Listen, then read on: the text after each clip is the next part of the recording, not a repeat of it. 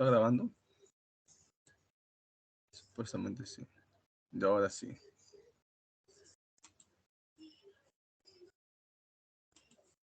Muy bien. Ante todo, muy buenos días, señoritas jóvenes. Vamos a iniciar la clase, ¿sí?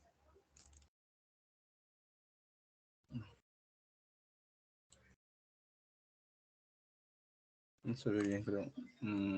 Ahí más o menos, ¿no? Bueno, no hay ni siquiera para colocar el fondo. La pared no. Estoy al lado de una pared que no suele estar, pero por el tema del internet, justamente. Por el tema del internet, bueno. Bueno, no hay la opción aquí con. Bueno, sí, no la hay. Ya, muy bien. Vamos a iniciar entonces la clase del día de hoy, ¿sí? Y vamos a hablar de costumbrismo, romanticismo y lo que es el realismo peruano.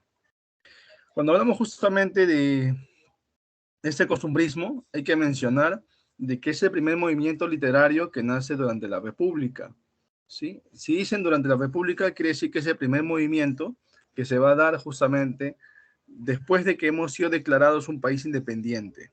Ya, también hay que conocerlo de esa manera también.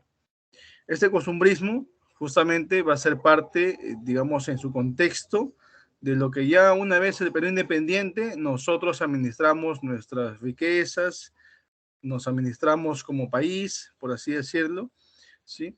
Y algunos, lamentablemente, desde esa época, estamos en el costumbrismo, estamos hablando desde 1830 aproximadamente a 1850 que se desarrolló este costumbrismo, han tomado el poder, han tomado el llegar al gobierno como una especie de botín y para saciar solamente sus apetitos personales y tal vez de un grupo determinado, o sea, su entorno. Y eso genera que las instituciones se deterioren. Entonces, este costumbrismo tiene ese contexto. Profe, me parece que está hablando de 2022. No, estamos hablando de 1830, por si acaso. O sea, ha pasado aproximadamente más de casi 200 años aproximadamente, y bueno, menos de 200 años, ¿no? Pero igual, miren, seguimos en la misma situación. Entonces, profe, ¿cómo se deteriora una institución? Porque algunos veces preguntan, ¿no? Dicen, ¿cómo se deteriora una institución?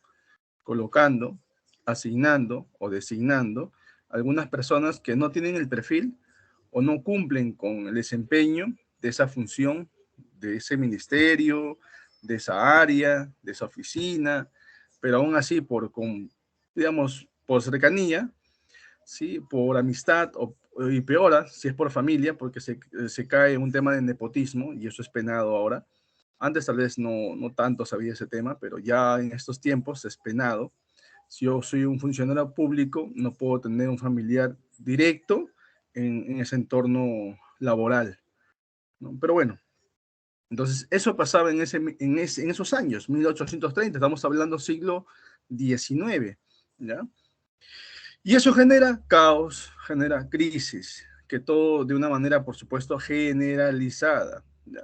Sin embargo, hay quienes siempre buscan la excusa y buscan culpar a otros, pero no se dan cuenta que ellos tienen que mejorar o hacer las cosas mejor para evitar justamente caer en esa crisis y en ese deterioro de las instituciones. Pero no, fijan quién está criticándolo, quién está juzgándolo. Bueno, pérdida de tiempo en eso.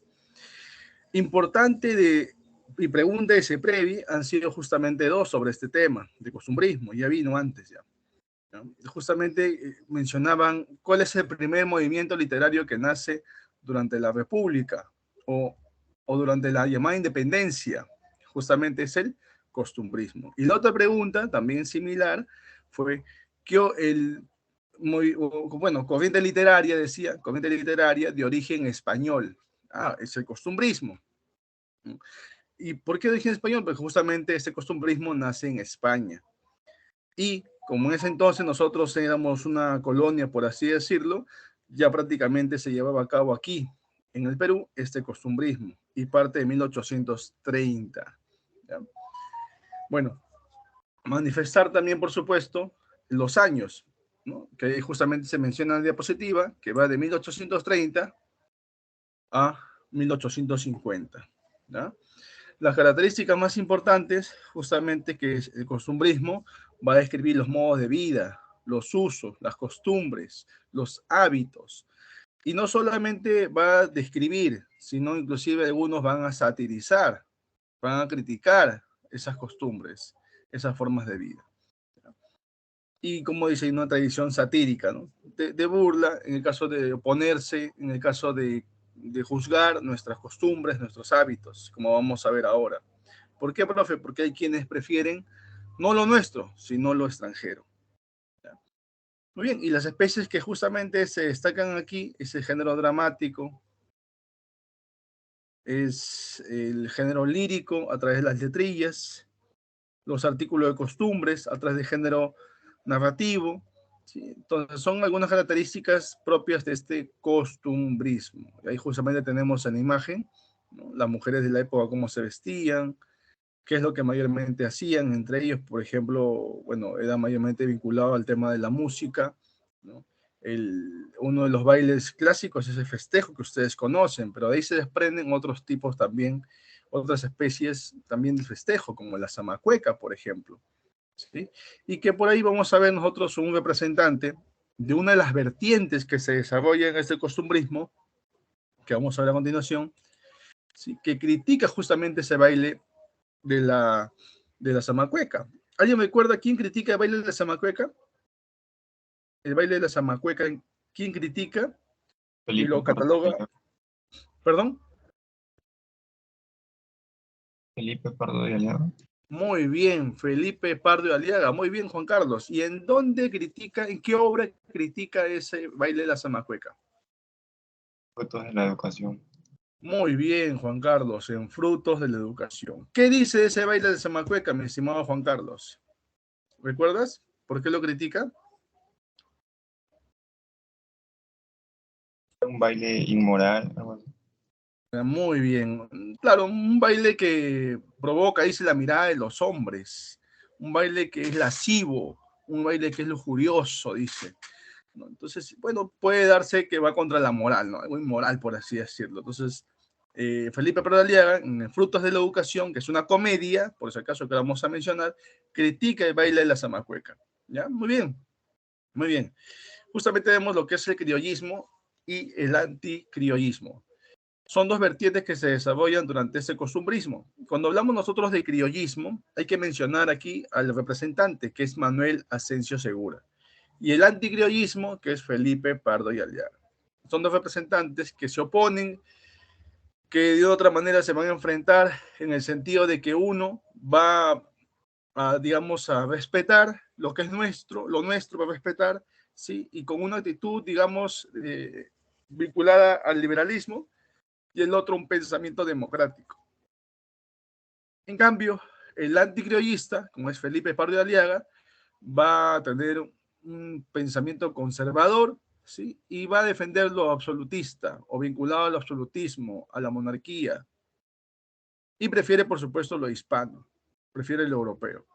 Profe, pero Felipe Pardo de Aliaga no era peruano, claro que era peruano, pero él como estuvo un tiempo allá por España, porque recibió una educación, justamente que vamos a mencionar ahora más adelante, neoclásica, y él se creía español. ¿Ya?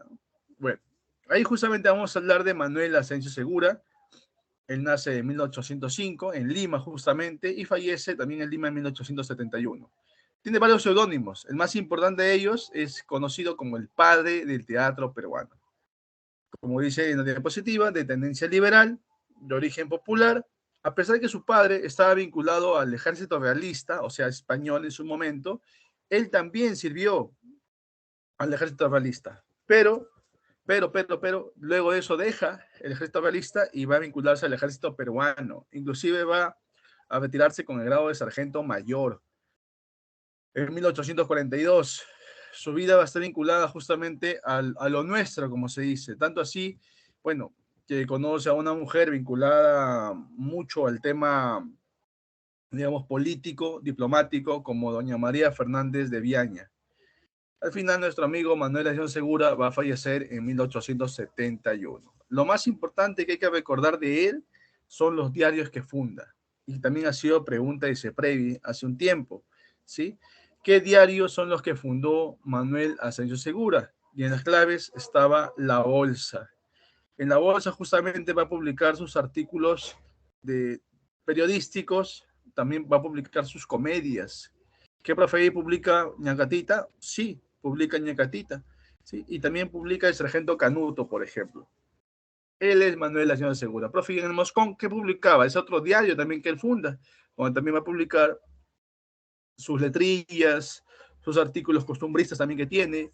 Sí, él es Manuel Asensio Segura. Luego de eso vamos a ver sus obras justamente de él. En comedias tenemos El Sargento Canuto, La Saya y el Manto, Ñacatita, que es la obra justamente emblemática de Manuel Asensio Segura, Un Juguete, Las Tres Viudas, El Santo de Panchita.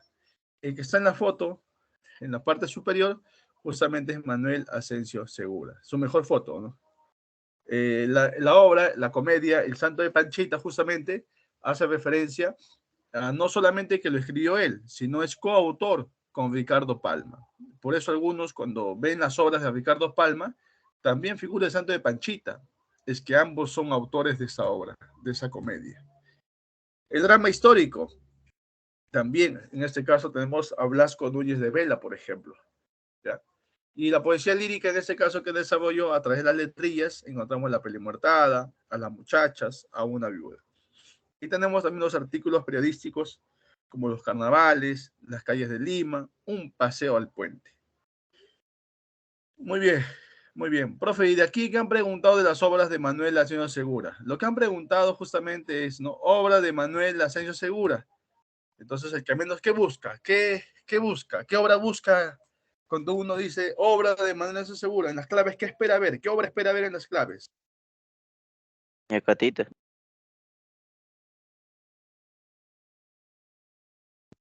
Muy bien, Ñacatita espera ver, ¿cierto? Espera ver Ñacatita. Pero justamente en esa pregunta, ese previ, no vino nada sobre Ñacatita. La obra que figuraba era el sargento Canuto. Entonces, hay que recordar algunas obras que son importantes, en este caso como Ñacatita o también el sargento Canuto, que ya fue considerado en CEPREVI y también en admisión, inclusive he visto algunas preguntas también ahí. ¿Ya? Muy bien. Muy bien. Entonces ya saben,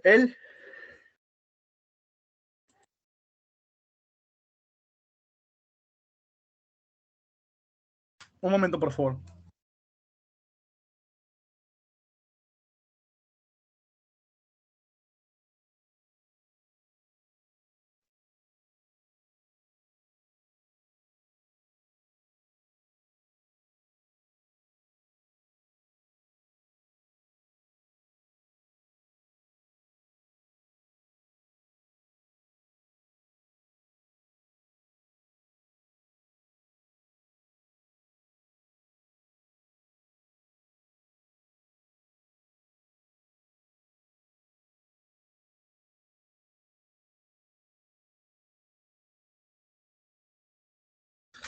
Muy bien, disculpa el caso, ya me parece que me quiero resfriar, parece. El cambio de clima, hay que abrigarse.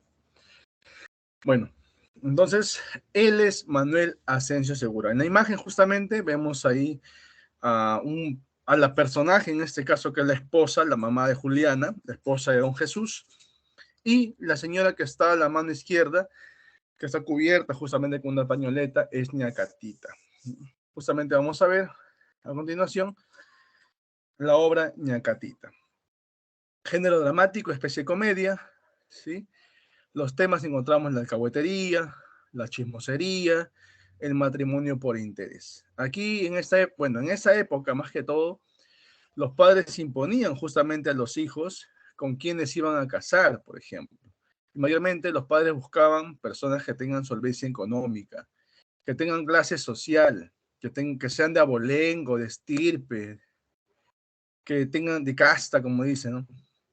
Bueno, entonces prácticamente aquí Juliana, o doña Juliana, como dice en la obra, es la hija justamente de doña Rufina y don Jesús, y a ella van a querer casarla con un hombre que tenga, bueno, que diga que tenga clase social y dinero, ¿no? En este caso, don Jesús había criado a un muchacho que era pobre, huérfano, pero él lo crió, por así decirlo, como si fuera su hijo. O sea, lo orientó en el camino de la vida, lo apoyó económicamente, y ese protegido por don Jesús se llama don Manuel. Y para don Jesús, don Manuel sería el hombre ideal para su hija, Juliana, porque tiene valores y principios. Pero Rufina, no. Si es pobre, si no tiene clase social, no es para su hija. Entonces, era una discusión que constantemente don Jesús y doña Rufina tenían. Y que Ñacatita alimentaba. ¿Por qué digo alimentaba? Porque ella era la cizañosa, la intrigante, que se entrometía en esa relación de esposo, de decisiones que tienen que tomar los dos como esposos, y ella, Ñacatita en este caso, se acercaba a Rufina o a doña Rufina y le decía, bueno, yo la apoyo, doña Rufina, decía, ¿no? Porque usted ya se casó con don Jesús y bueno, no creo que usted quiera un don Jesús para Juliana, le dice. No, le dice, tiene que ser, por supuesto, un buen partido, le dice. Ya para eso, Ñacatita había conocido a ese hombre, que era un tipo don Juanesco. Se dice don Juanesco porque enamoraba a las señoritas de algunas familias, ¿no? Luego fingía que tenía, como se dice, clase social, dinero, y eso le gustaba justamente a las mamás o los papás de esas señoritas. Entonces había un compromiso de por medio, aprovechaba justamente ese vínculo, obtenía ciertas riquezas y luego se desaparecía, ¿no? Así actuaba don Alejo, ¿ya? Y fingía tener alta alcurnia y riquezas, justamente. Sí, Raúl, era como la sirvienta, por así decirlo, ¿no? La nana, por así decirlo, de la casa, la ama de llaves, por así decirlo, de la casa. Y ya Gatita, como se dice ahí, era una beatita, bueno, entre comillas, santurrona ella, ¿no? Pero se pasaba siempre enredando a las personas en problemas para obtener beneficios propios, como dicen, intrigante, cizañosa. Y ella justamente le hablaba en el oído, le hablaba a Rufina. Y por eso Rufina paraba discutiendo con don Jesús. Entonces Ñacatita vio que, y por la oportunidad de decirle a doña Rufina que había conocido a un hombre que estaba interesado en Juliana, un hombre que tiene dinero y que tiene clase social. Entonces, Rufina dijo, sí, ¿estás segura? Sí, sí, le dice, te lo voy a presentar. Y se lo presenta justamente. Y él hace ver de que, bueno, tiene esa clase social que es la alcurnia, ¿no? Que tiene riquezas, que tiene prosapia. Entonces, doña Rufina va a decir que es un buen partido. Y doña Catita dice, sí, está escogiendo usted bien para su hija, para el futuro de su hija y también de la familia, por supuesto, le dice. Y Rufina le comenta eso a don Jesús, a su esposo. Y don Jesús le va a decir que ese hombre es muy mayor para ella. Puede ser su papá, inclusive, dice don Jesús. ¿Cómo va a permitir que mi hija se case con un hombre mayor? No, le dice. Y Rufina le dice, pero tiene dinero, tiene clase social, le dice. Es el mejor partido. Yo sigo creyendo, decía don Jesús, que don Manuel es la mejor opción. No, le dice, no, no, no, no. Y comienzan a discutir. Inclusive esa discusión llevó casi, bueno, se separaron y casi llega el divorcio, inclusive esa discusión. Entonces niña Catita vio que don Jesús tenía que quitarse la cabeza a don Manuel. Y don Jesús por ese motivo, digamos, va a tener más preferencia por don Manuel porque él lo había criado, pues, ¿no? Entonces la Catita dijo, ah, bueno, ya sé qué hacer. Se acercó don Manuel y le dijo, bueno, Manuel, si sigues en la casa con Juliana y doña Rufina te ve como que no eres un buen partido, yo creo que mejor es que te escapes con ella, que te fugues con ella, le dice. Entonces Manuel le va a decir a Juliana la idea que Ñacatita le había propuesto. Entonces Juliana dice, no, pero mis papás qué van a decir, no te preocupes, le dice. Al final nos van a separar, te vas a casar con ese viejo llamado don Alejo, que dice tener clase social y dinero. ¿Tú quieres eso para ti? ¿Casarte con un hombre que no quiere solo por dinero y su clase social? No, le dice Juliana, yo te quiero a ti, estoy enamorada de ti, le dice. Entonces escapémonos, alistemos nuestras cosas. Y comienzan a alistar sus cosas, sus maletas, comienzan a alistar. Ñagatita ve esa escena y se va a doña Rufina a decirle, mira, don Manuel se va a escapar con Juliana. Ah, sí, le dice, a ese muchacho es el que crió don Jesús, a él voy a ir a decirle. Y Rufina va y le comenta a don Jesús que su, digamos, elegido, su preferido, ¿no? Tiene una actitud deplorable, ¿no? Y reprochable, sí, lo que está haciendo, quiere fugarse con nuestra hija, le dice. Y don Jesús no lo cree, no, le dice, yo no he encaminado a un muchacho de esa manera, le dice. Él tendría que hablar conmigo primero. Anda, fíjate, está con las maletas a punto de irse ya con nuestra hija. Y don Jesús se va a verlo y lo encuentra con las maletas y a Juliana y a Manuel, pues prácticamente a punto de fugarse. Entonces, para don Jesús era prácticamente una decepción lo que estaba viendo en ese momento. Le dice, Manuel, lo siento, pero me has decepcionado y ahora tengo que dar la mano de mi hija Rufina para que ella la case con don Alejo. Lo siento, le dice. Y se van.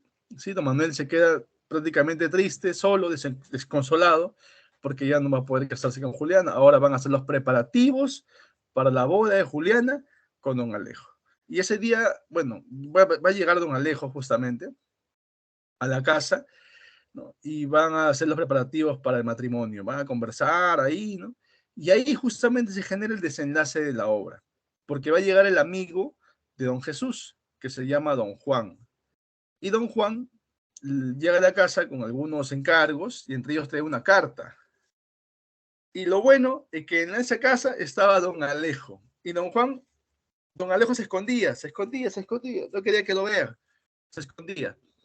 Y don Juan lo ve, dice, don Alejo, sí, le dice, hola don Juan, ¿cómo está? Le dice, bien, bien, bien, yo buscándote por aquí, por allá, le dice, y estás aquí, qué bueno encontrarte. Te estaba buscando para entregarte la carta de tu esposa, le dice. ¿Qué? Y ahí, don Jesús, ¿qué? ¿Esposa? ¿Qué? ¿Eres casado? Le dice. Sí, es casado y su esposa está en Cusco y bueno, tiene deudas que pagar y hasta ahora no les ha enviado el dinero para que paguen las deudas. ¿Qué? ¿Tienes deudas? Dice Rufina. ¿Que no tienes dinero para pagar esas deudas? No, no tiene dinero, tiene que ver la manera de conseguir más bien dinero. Y ahí se vino la noche de don Alejo y se descubre quién era don Alejo. No tenía clase social y no tenía riquezas ni dinero.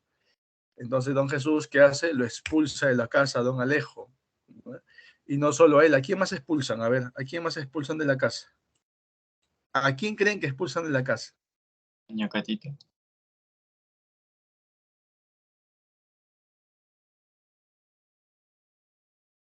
Muy bien, expulsan a Ñacatita de la casa, ¿sí? Expulsan a Ñacatita de la casa. Prácticamente se dan cuenta de que Ñacatita era la que estaba detrás de todo ello. Sabía hasta un punto de que don Alejo tenía esposa, pero lo que primaba era en este caso el dinero que decía tener. Claro que ella no sabía que no tenía, sino tampoco lo hubiese apoyado, ¿no? Porque él le prometió dinero también, o apoyarla, premiarla a Ñacatita. Esta obra termina de esa manera, ¿no? Con la expulsión de Ñacatita de la casa, ¿sí? Y por supuesto la reconciliación de los esposos, don Jesús de Niño Bofina, y la aceptación de Manuel para que pueda seguir de enamorado con Juliana. ¿Sí? Así, esa es la obra Ñacatita de Manuel Asensio Segura, ¿no? ¿Alguna pregunta de esa obra? ¿Alguna pregunta hasta aquí de Manuel Asensio Segura? Muy bien. Yo creo que está claro todo, ¿cierto? Sí, opción para que ustedes coloquen deditos arriba, ¿no? Si están claros, sí. ¿Está bien? Vamos avanzando. ¿Sí?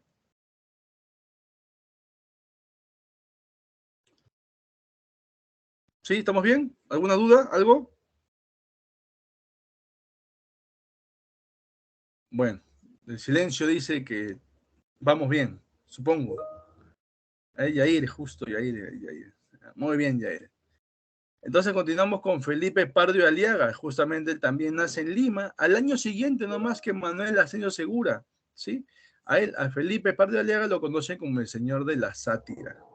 Profe, y a Manuel Asensio Segura como el padre del teatro peruano. Muy bien, Raúl, gracias.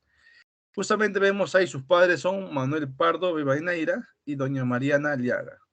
Familia noble, aristócratas, ¿no? Y justamente en 1821 su familia es trasladada a España.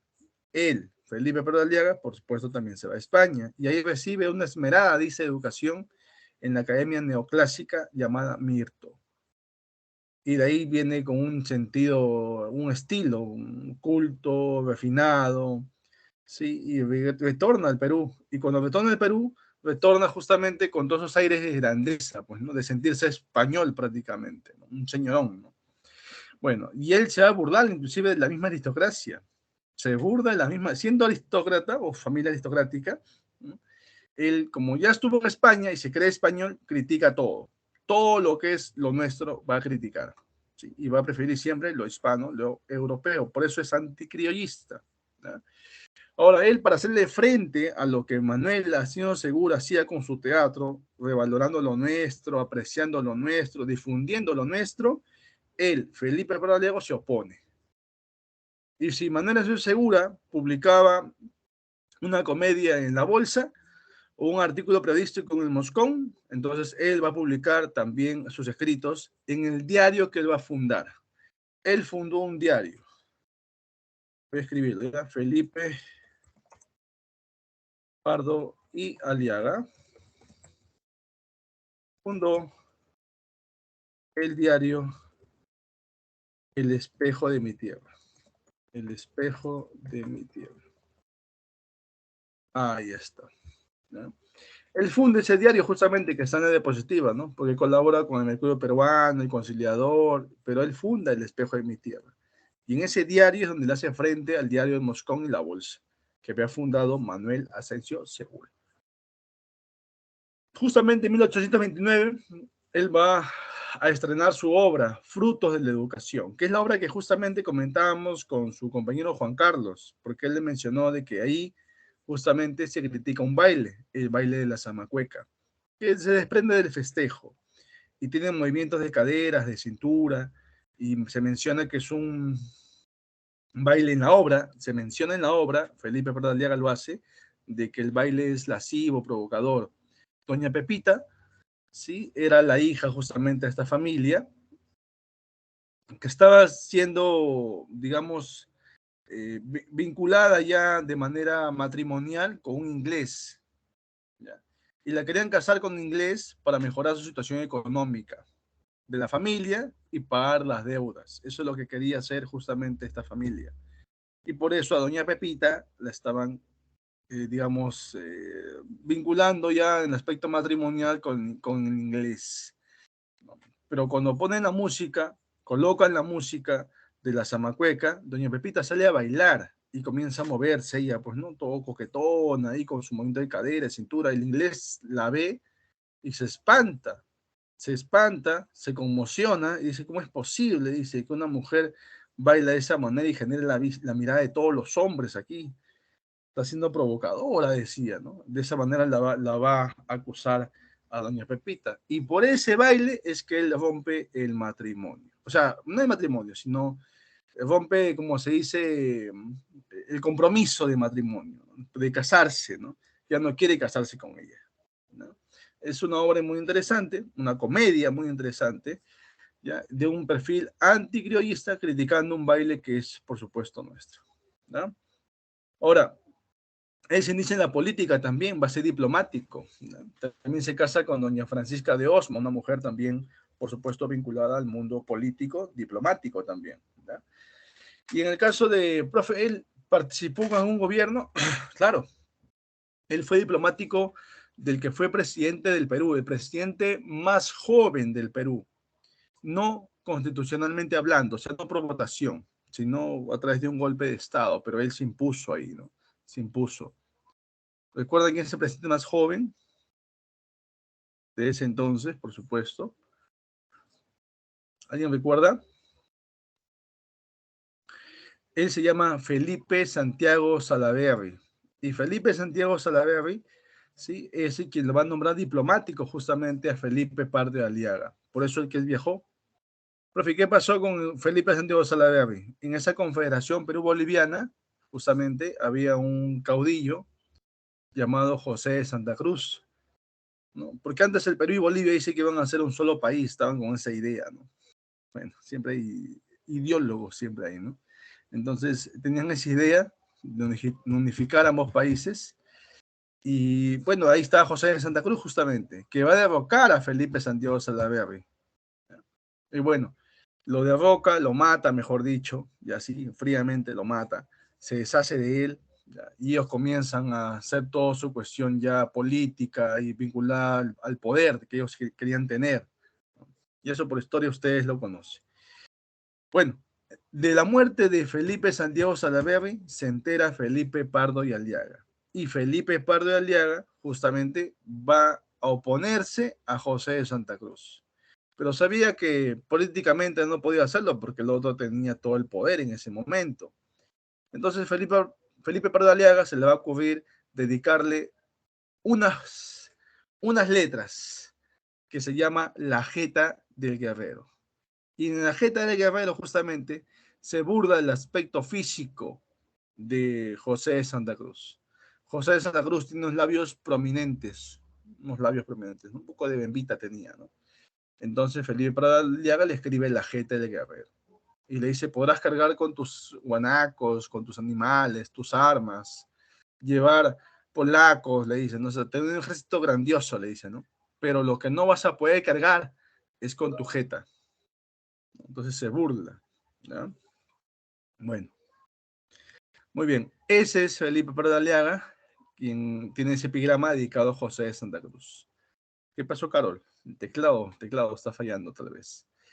Bueno, luego de eso se retira, digamos, de la vida política después de la muerte de su amigo, que era su amigo a pesar de todo, ¿sí? Pero más adelante colabora con los gobiernos de Vivanco y también de Castilla, ¿sí? Él viaja a España porque buscaba, bueno, ya estaba teniendo malestares, algunos males que quería curar, ¿sí? Y por salud viaja a España, pero ahí nomás ya comienza a darle como hemiplegia y al final también una especie de catarata. Bueno, al final le queda ciego y paralítico y él muere justamente el 24 de diciembre de 1868. Esa es parte de su vida. Sus obras, lo que nos interesa en realidad, justamente tenemos ahí, que también tiene lírico, tiene letrillas y tiene epigramas, como le mencioné. Ahí está La Jeta del Guerrero, tenemos Qué guapo chico, A mi levita, El ministro y el aspirante. En el teatro, género dramático, comedias, tenemos Fruto de la Educación, Don Leucadio y el aniversario de Acucho y Una huérfana de Chorrillos. Son comedias de Felipe Pardo Aleaga, ¿sí? Contrario a lo que hacía Manuel Asensio Segura. Vuelvo a repetir, mientras Manuel Asensio Segura era criollista y defendía lo nuestro, como se dice, expresaba amor por lo nuestro, aquí Felipe Pardo Aleaga, que está en la foto justamente, pueden verlo, él criticaba y se oponía al desarrollo de nuestra cultura y prefería lo hispano. Tiene artículos periodísticos como Carnaval de Lima, El Paseo de Amancaes y el artículo periodístico más importante de él, Un viaje. Que muchos no recuerdan la obra Un viaje, más recuerdan al personaje, ¿no? ¿Cómo se llama el personaje de la obra? ¿Alguien recuerda? Ahí está en la diapositiva inclusive, ¿no? Juan Carlos iba a decirlo, estoy seguro. Prende el audio. Goyito, claro, dice. El niño Goyito, dice el profe. Niño Goyito, niño Goyito. Claro, pero en realidad no se llama niño Goyito. En realidad, muy bien, ella escribió por qué eliminó su mensaje. No lo elimine, déjelo ahí. Bueno, ¿por qué dicen niño Goyito? En realidad la obra se llama Un viaje. Niño Goyito es el personaje principal de esta obra. ¿Ya? Y como dice el género es periodismo, es un artículo periodístico. Y si ustedes le dicen que es un artículo costumbrista, también es válido. Pero si es un artículo costumbrista, perdón, sería no periodismo, sino sería ya género narrativo. ¿Ya? Pero vamos a dejar de periodismo, artículo periodístico justamente. El tema aquí de Un viaje es que va a criticar la forma exagerada de viajar de la aristocracia limeña. El niño Goyito, que en realidad se llama Don Gregorio, tenía 52 añitos. No era un niño, sino se quedó con el nombre, el apelativo de Goyito, desde que se encontraba en el vientre de la madre, dice. ¿No? Desde ese entonces ya, y hasta que se muere va a ser el niño Goyito. ¿No? Así prácticamente la van a hacer conocer. Ya, los diminutivos, como se dice, ¿no? Como antes trataban a los hijos, ¿no? A veces hasta uno, hasta grande, tiene todavía la forma como nos decían de niño. Entonces, o no, ¿se mantiene o no se mantiene? Bueno, en mi familia todavía se mantiene, ¿no? En otros, claro, en otras familias ya no se mantiene esos nombres que nos colocaban de niño, ¿no? Entonces, a veces no nos llaman por nuestros nombres, sino tal vez por el diminutivo o el apelativo que la familia nos colocó de niño, porque, bueno, hacíamos ciertas actividades o teníamos cierto comportamiento, ¿no? Bueno, entonces él, el niño Goyito, va a tener que viajar ¿a dónde? A Chile por negocios. Y él va a empezar, ni bien se enteró que iba a viajar, él comenzó a llorar, por ejemplo. No quería, si tenía el temor nomás de salir a la calle, imagínense irse de viaje. Y las hermanitas, justamente del niño Goyito, que también estaban por ahí, algunas eran mayores, más de 50 años, otras menores de menos de 50 años, pero estaban por ahí nomás, eran contemporáneos, van a encargarse de organizar justamente los preparativos para el viaje del niño Goyito a Chile. Profe, ¿cuánto tiempo duró los preparativos? Los preparativos nada más para el viaje duraron 6 meses. 6 meses para viajar, aproximadamente un par de meses nada más, pero 6 meses, 6 meses. Entonces, por eso se dice que el niño Goyito, su viaje fue, como dice el tema, ¿no? Exagerado, exagerado. Y inclusive el viaje de Niño Goyito ya no se hablaba ya. Antes, por ejemplo, antes cuando había un hecho, decían, ¿no? Un hecho histórico, antes de Cristo, después de Cristo, ¿cierto? Ahora ya no, ya. Cualquier hecho van a decir, ah, ya. Por ejemplo, ¿cuándo le salió su primer diente a tu hijito? Ah, ya, el primer diente le salió antes de que se vaya el Niño Goyito a Chile. Ay, ay, ¿cuándo sucedió el tema de la muerte de tal persona? Ah, la muerte de tal persona se dio después del viaje del niño Goyito. Entonces ya hablaban el antes del viaje del niño Goyito y después del viaje del niño Goyito, ¿no? Hasta en eso recae el tema de la exageración, inclusive, ¿no? Y cuando se menciona de esos 6 meses de preparativos, se menciona ni que la expedición de Napoleón Bonaparte tuvo tantos meses de preparación, por ejemplo. Entonces, de esa manera critica, claro, con cierto sarcasmo, con sátira, ¿sí? Felipe Pardo y Aliaga a la forma de viajar de la aristocracia limeña, ¿sí? Y no han cambiado, pues, ¿no? A veces las personas para viajar, por ejemplo, simplemente 3 días llevan como 4 zapatos, llevan un montón de ropa, cuando solamente van a estar 3 días nomás de estadía, por así decirlo, ¿no? Entonces, eso es criticable, ¿no? Eso critican justamente. Muy bien, ¿alguna pregunta, alguna duda hasta ahí? Ese es el costumbrismo peruano. Un momentito, ¿ya?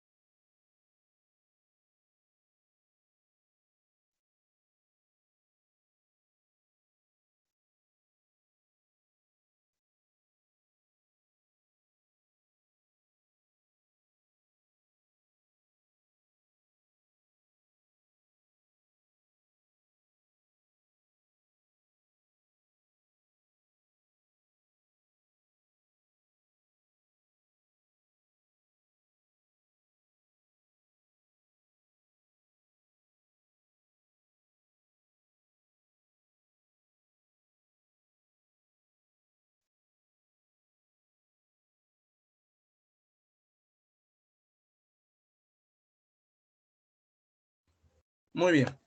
¿Alguna pregunta entonces de esa parte, de esta primera parte de la unidad? ¿Sí? ¿Alguna pregunta? ¿Todo claro hasta ahí? ¿Costumbrismo peruano? ¿Sí? ¿Todo bien? Vamos. Profe dijo que si venía como pregunta, tendría que decir artículo periodístico, ¿no? Claro, artículo periodístico, ¿no? Ahora, hay algunos que le dicen artículo costumbrista. También es válido, por supuesto, porque da a conocer justamente la costumbre de que a veces la aristocracia limeña tenía para viajar, por así decirlo, ¿no?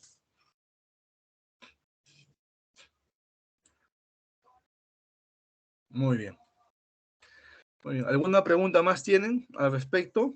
¿Sí? para pasar, sino a lo que es el romanticismo peruano. ¿Está bien? ¿Sí? Muy bien, entonces. Continuamos. Sí, continuamos. Y ahora vamos a hablar del romanticismo peruano.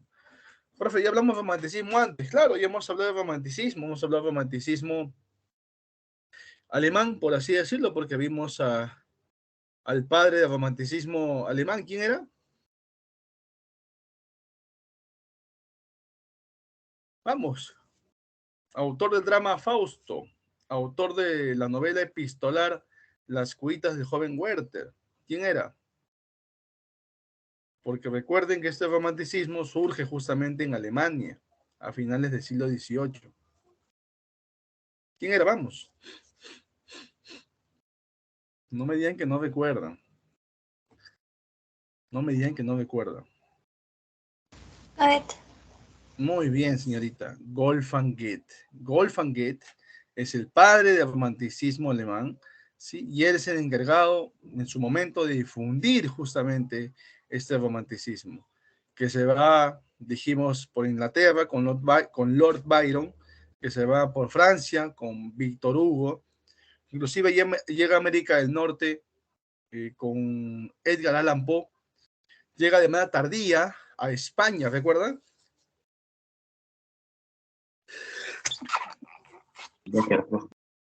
¿Cierto? Muy bien. Muy bien. Lo peor me ha pasado. Bueno. Solo llega Becker. ¿Seguro, Raúl? Porque dijimos inclusive que había un iniciador del romanticismo en España, que era justamente José de Espronceda, pero que él no desarrolló con tal amplitud o, digamos, no fue tan aceptado como en su momento lo hizo Becker. Becker sí, cuando él desarrolló su literatura, él sí logra ser aceptado y logra ser reconocimiento, pero inclusive lo logra después de su muerte, porque sus obras son publicadas de manera póstuma. No se olviden, sus rimas y leyendas de Becker son póstumas, por ejemplo. ¿Sí? Repaso de romanticismo ahí, ¿eh? Aunque más tarde vamos a otro repaso también, ¿no? ¿Sí? Claro, muy bien, Raúl, muy bien. Entonces, este romanticismo peruano, profe, también se desarrolla de manera tardía también, por supuesto. Y como dice ahí justamente el contexto histórico en la diapositiva, dice movimiento romántico que llega al Perú con cierto retraso, en la segunda mitad del siglo XIX, o sea, más tardío de lo que se desarrolló en España, ¿no? Con un reflejo de imitación, claro, del romanticismo europeo. Lo que se desarrolló en Europa se va a desarrollar aquí en el Perú, ¿ya? Aunque se dice, bueno, que si bien es cierto, no se desarrolló tal como está, pero también hubo nuestro aporte. En el caso de Ricardo Palma, le da el aporte.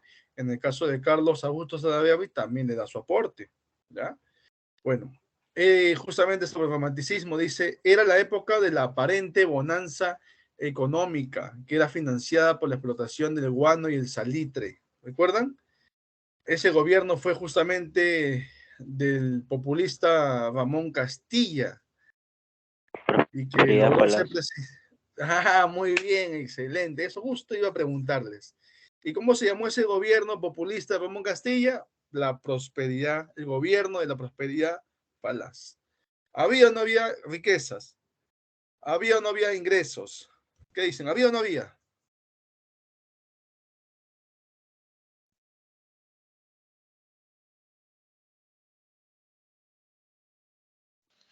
Había, ¿no?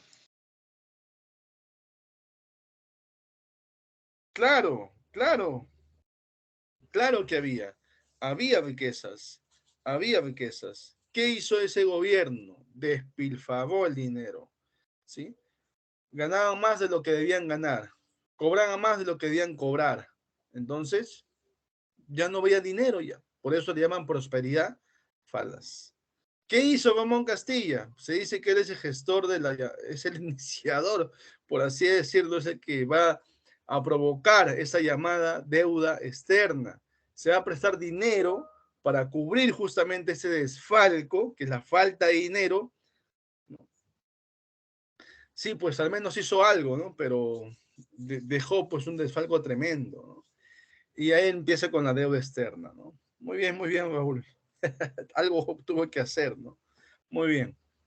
Ese es el contexto de este romanticismo peruano. Profe, ¿qué más? También el romanticismo peruano abarcó la guerra con España, justamente por el tema del guano, el salitre, y igualmente con Chile, cada uno de sus años, ¿no? Ese año 1866 se da el combate de 2 de mayo, no se olviden. El combate de 2 de mayo forma parte del contexto de este romanticismo. Vuelvo a repetir, el combate 2 de mayo se da en el contexto de este romanticismo. ¿Ya? Muy bien. Concepto de romanticismo en general y por qué no en el Perú también, por supuesto. Ya sabemos que es un movimiento literario que surge en Alemania a finales del siglo XVIII y alcanza, como se dice, su esplendor en Francia durante la primera mitad del siglo XIX. Y de ahí llega, por supuesto, a España y otros países también, pero al Perú llega casi a la segunda mitad del siglo XIX, o sea, más tardío todavía de lo que había iniciado en Europa. Profe, entonces, usted ahorita está hablando de romanticismo peruano. Ya hace un momento vimos costumbrismo peruano. Ese costumbrismo influencia, ¿qué movimiento tuvo? A ver, ¿quién me dice? A ver, el costumbrismo que hemos visto hace un momento, influencia de qué movimiento tuvo. Vamos, los leo, las leo, los escucho, las escucho. ¿Qué dicen? Vamos. Vamos. Costumbrismo peruano, influencia de qué movimiento literario tuvo. Neoclasicismo. Excelente, excelente. Muchas veces la lógica es muy importante. Yo aplico mucho lógica también en mi curso de literatura, por ejemplo. Porque si estoy haciendo romanticismo ahorita, aquí, y recién está llegando prácticamente al Perú, antes del romanticismo, ¿qué había? O inclusive el romanticismo se oponía a ese movimiento. ¿Recuerdan? ¿Qué había? Neoclasicismo. Entonces el neoclasicismo influenció también el costumbrismo. Profe, pero usted habló que el costumbrismo se dio de 1830 a 1850, y aquí dice segunda mitad del siglo XIX, o sea, justo llegaba el romanticismo y acababa algo exacto, por así decirlo. Inclusive algunos dicen que conviven, pero no influencia en el costumbrismo. Convive, pero no influencia el costumbrismo. Lo que sí influye el costumbrismo es el neoclasicismo. Profe, pero también recuerdo yo, la clase pasada, unidad 8, que la literatura de la emancipación también tiene influencia del neoclasicismo, así es. La literatura de la emancipación también tenía influencia del neoclasicismo. ¿Ya? Bien, profe, pero Mariano Melgar era precursor del romanticismo, claro, precursor, antes de que se dé el romanticismo. ¿Sí? Muy bien. Entonces acá tenemos justamente que el romanticismo europeo, bueno, es violento, es arrebatado, es espontáneo, sentimental. Ya sabemos las características del romanticismo, ¿cierto? Es subjetivo, hemos mencionado un tono íntimo, un tono propio, un tono individualista, ¿no? Por así decirlo, ¿sí? Y se opone al neoclasicismo. Acá están las características justamente, como dice ahí, predominio del sentimiento amoroso, la imaginación, la fantasía sobre la razón. O sea, lo que prima son los sentimientos. Es subjetivo, se reconoce valores del pasado. Cuando se refiere a valores pasados, ¿a qué movimiento, a qué etapa se hace referencia a esos valores del pasado? ¿A qué hace referencia esos valores del pasado? ¿Al neoclasicismo? ¿Al clasicismo? Les pregunto.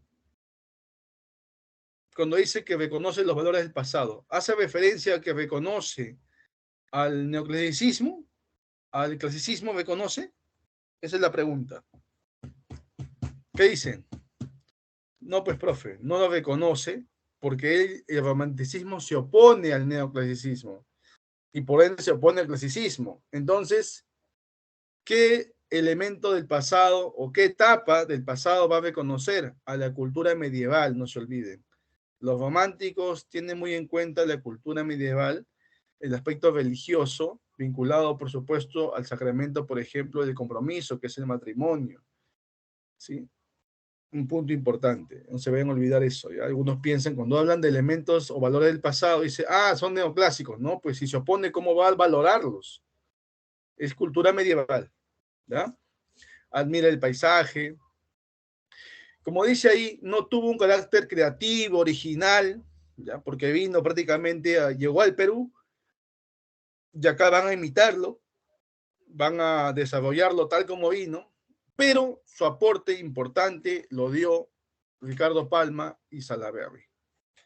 Ellos son los dos representantes. Sí, hay otros, por si acaso, representantes también del romanticismo. Profe, hay otros representantes, sí, pero nosotros no estamos viéndolos ya, ellos ya. Pero sin embargo, por ahí algunos todavía siguen recordando.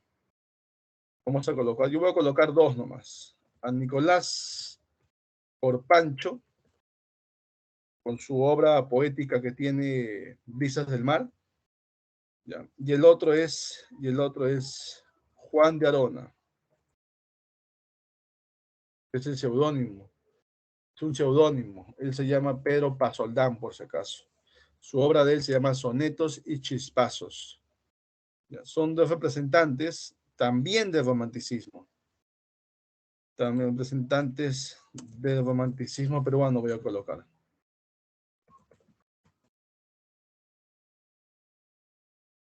Ahí está. ¿Ya?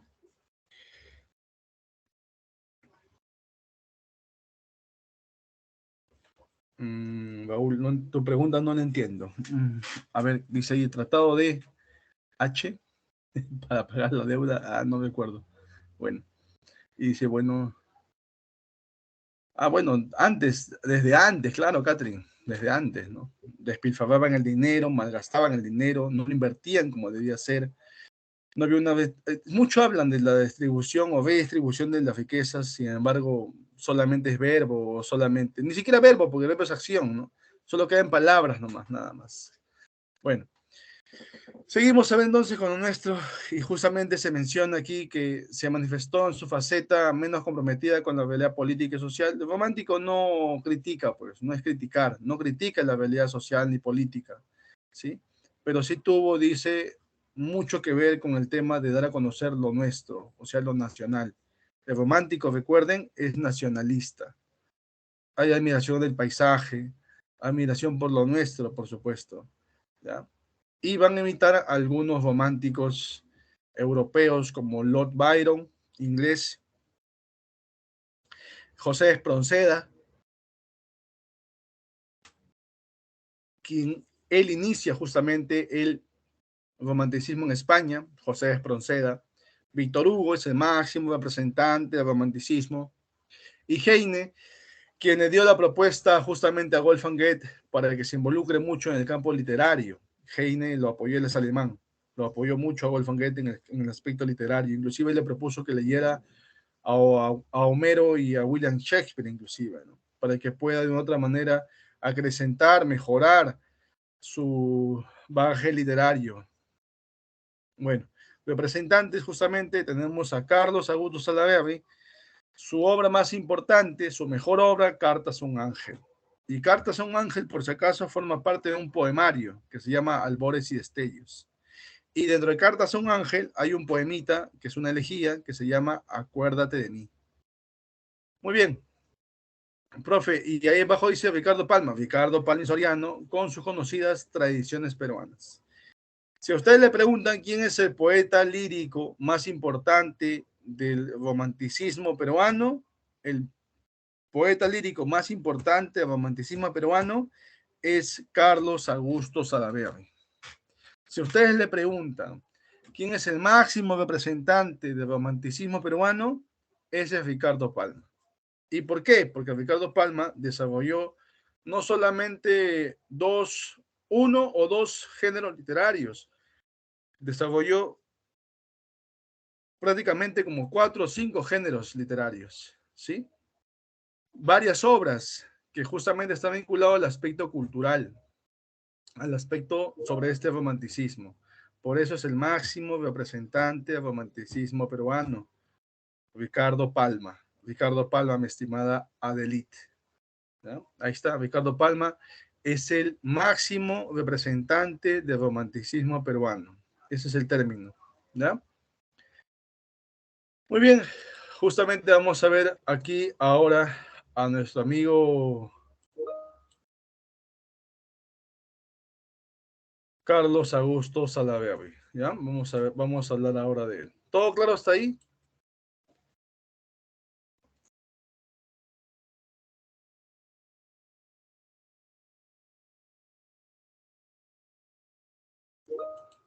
¿Sí? ¿Todo bien? ¿Vamos bien? ¿Sí? Genial. Seguimos entonces. Y vamos a hablar de Carlos Augusto Salaverry. Él justamente nace en Piura en 1830 y es uno de los poetas peruanos que fallece en París en 1891. Digo uno de los poetas peruanos porque hay otro que también fallece en París más adelante, ¿sí? ¿Lo recuerdan al otro poeta peruano que fallece después también en París, quien decía que iba a morir un jueves de otoño, del cual ya tenía el recuerdo, y decía que moriré en París, en aguacero? ¿Recuerdan? El autor de Trilce, César el Vallejo. autor. Muy bien, Juan Carlos. César Vallejo. César Vallejo. Bueno, a Carlos Augusto Salaverry lo van a hacer conocer con el seudónimo del Ruiseñor del Chira, porque justamente la hacienda donde él habitaba, donde él vivía, era cercana justamente al río La Chira. Por eso le decían el Ruiseñor del Chira. Eso es el seudónimo, ¿ya? Él era hijo justamente del caudillo militar Felipe Santiago Salaverry. Sí, y como les comenté hace un momento, él va a ser derrocado, lo van a matar a Felipe Santiago Salaverry, José de Santa Cruz lo hace para quedarse con el poder, ¿sí? Y a la muerte de su padre, prácticamente toda la familia fue desterrada a Chile, ¿ya? Y estando en Chile justamente, él va a tratar con la familia de, digamos, sobreponerse, ¿no? A la muerte de su padre y también económicamente, ¿no? Y ya luego un tiempo, a la caída de José de Santa Cruz, justamente, él regresa al Perú y va a optar por la carrera militar, como su papá, igualito, ¿no? Y luego se dedica a la política, ¿sí? Inclusive se incursiona como diplomático. Como les dije, él va a seguir el camino también de su padre y muchos pensaban tal vez que podría ser presidente también del Perú, como lo llevó a ser su padre. Por eso no querían que él llegue o ascienda a tan altos cargos dentro del mundo militar o dentro de la carrera militar. Entonces le ponían trabas, pero habían otros que lo apoyaban también, ¿ya? Bueno, paralelamente se vinculó al aspecto literario, ¿ya? Paralelamente se vinculó al aspecto literario. Como les dije, aquí se da el combate de 2 de mayo y Carlos Augusto Salaverry participa de ese combate de 2 de mayo. Recuerden, el contexto histórico, el combate de 2 de mayo pertenece a este romanticismo peruano, ¿ya? Y por supuesto también participa en la guerra con Chile también, ¿ya? Que se da justamente también, por supuesto, en ese año, ¿no? Ahora, y más adelante, en 1879, también se da otra. Con Chile hemos tenido conflictos, creo que largo tiempo, ¿no? Bueno, y él a los 20 años nada más se va a casar con Mercedes Felices. 20 años se casa, ¿sí?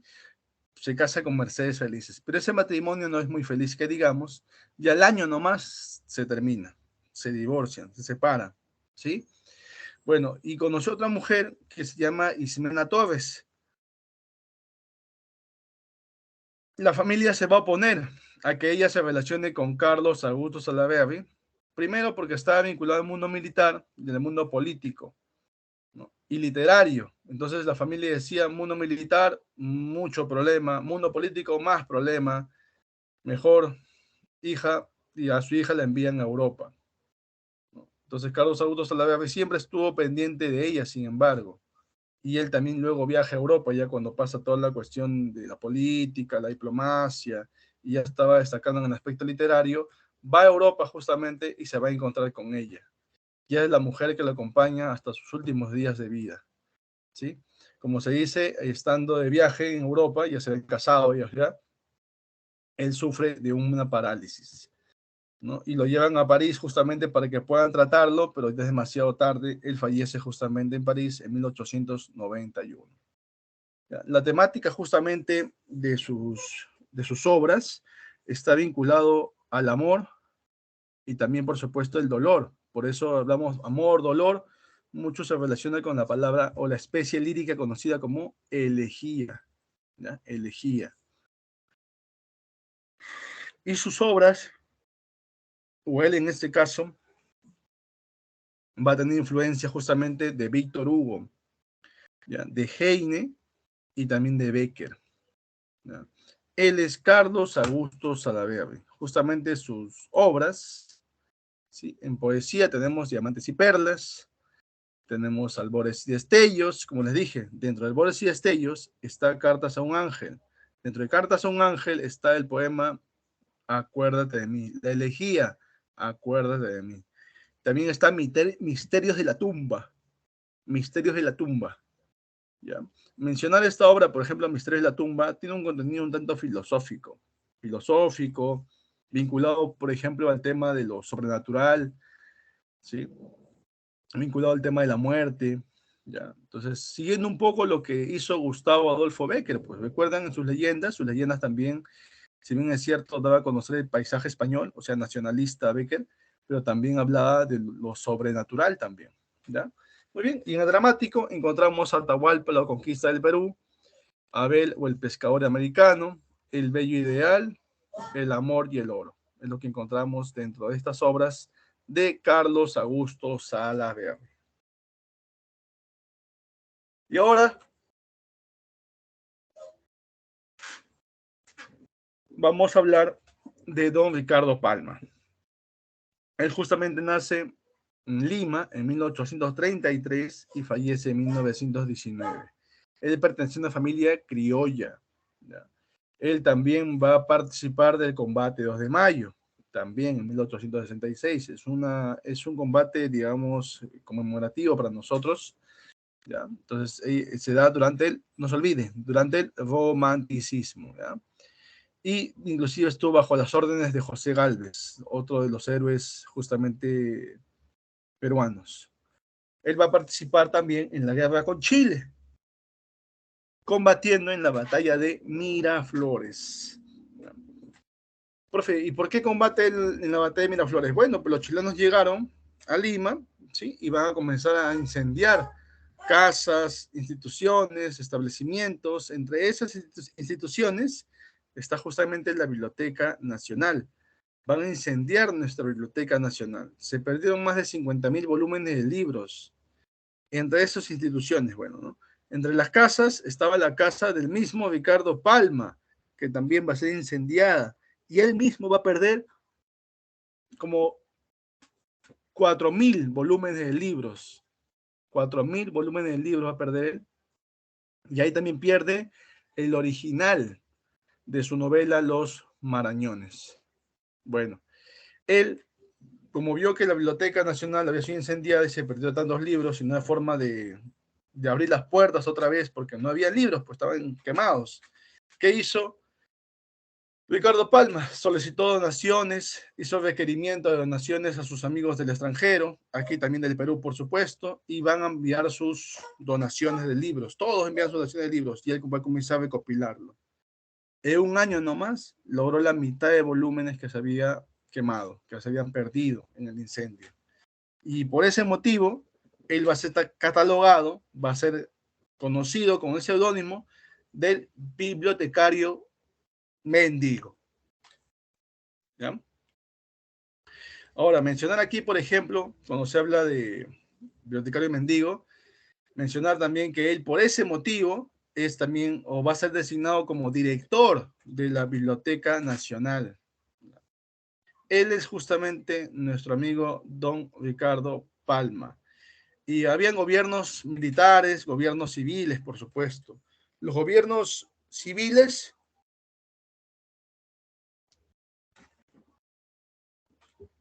como que preferían digamos, preferían ellos tener a un literato que los apoye, que los respalde, ¿sí?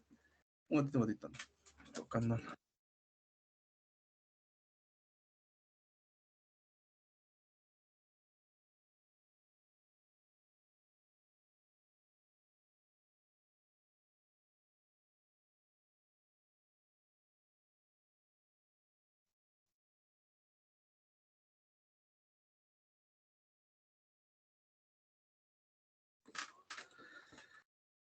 Ya, ahora sí. Bueno, entonces, de otra manera vemos nosotros que Ricardo Palma, ¿sí? Va a tener, digamos, bueno, va a ser preferido por los gobiernos militares, ¿no? Porque era alguien que no criticaba, no juzgaba, eh, como se dice, permitía pues que trabajen, hagan lo suyo, ¿no? Porque hay otro representante que vamos a ver más adelante, que sí criticaba a los gobiernos militares y que no le gustaba trabajar bajo órdenes.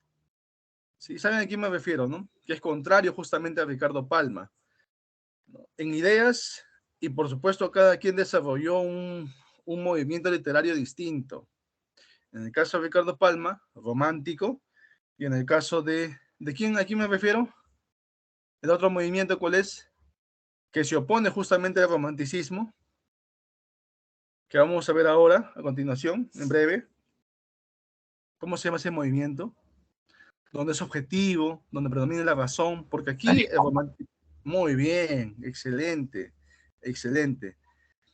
El realismo que va a difundir y que va a ser, cuyo representante más importante es Manuel González Prada, por ejemplo, ¿sí? Y él se opone justamente a don Ricardo Palma.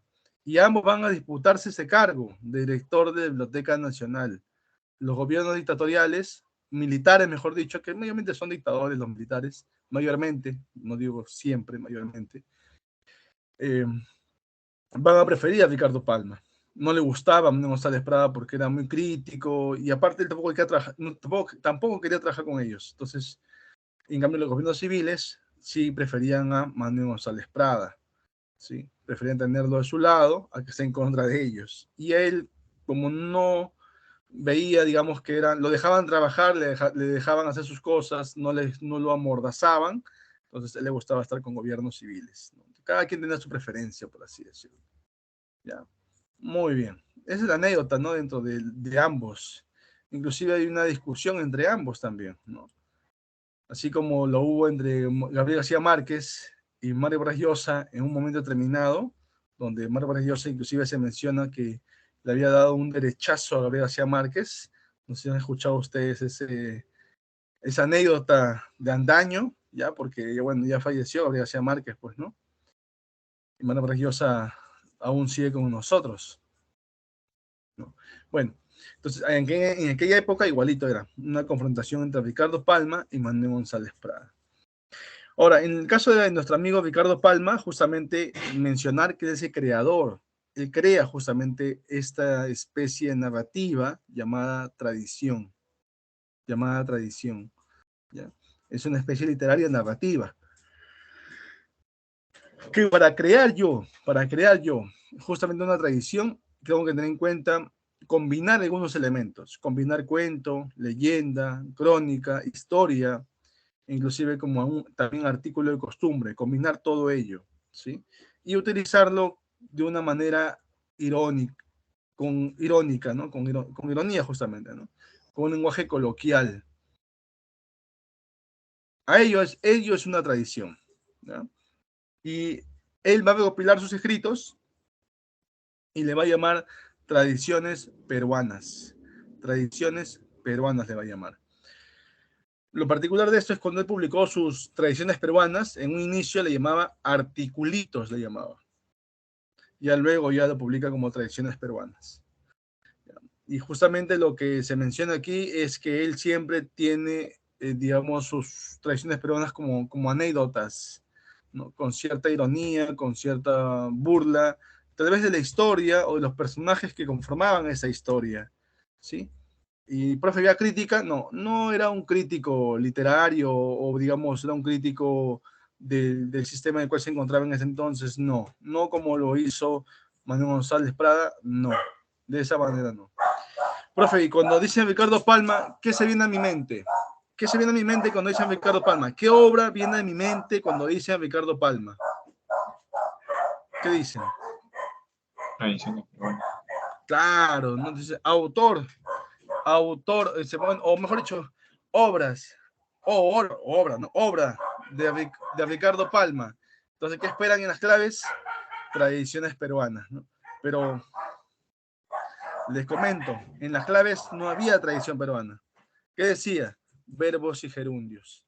Una de las claves era una obra lírica de Ricardo Palma, que justamente es verbos y gerundios. Hay otras, profe, otras obras, claro, también está armonías, está pasionarias también. Son obras de don Ricardo Palma en el género lírico, por si acaso, lírico. ¿Ya? Y había crítica literaria, claro, la crítica literaria que él desarrolla, que es una especie de género también que se desarrolla en un momento determinado, se llamaba La Bohemia en mi tiempo, donde justamente da a conocer cómo inicia el romanticismo en el Perú y cómo es el romanticismo aquí en el Perú, ¿sí?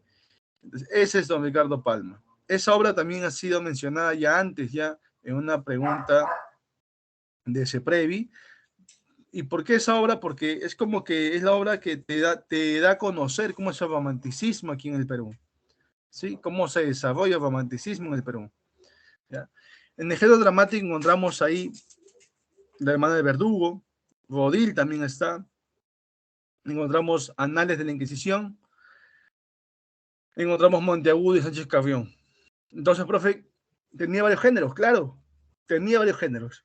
Uno de ellos es el lírico, el otro es la crítica literaria, el dramático, las obras de historia, y también tiene obras de carácter filológico, que es el estudio del conocimiento, papeletas lexicográficas, o neologismos y americanismos. También ha desarrollado don Ricardo Palma. Y en lo narrativo, otro género más, Los Marañones, que justamente es la novela cuyo original se pierde, sí, durante la guerra con Chile, ya que los chilenos incendiaron las casas, entre ellas la casa de Ricardo Palma. Y, por supuesto, las populares tradiciones peruanas.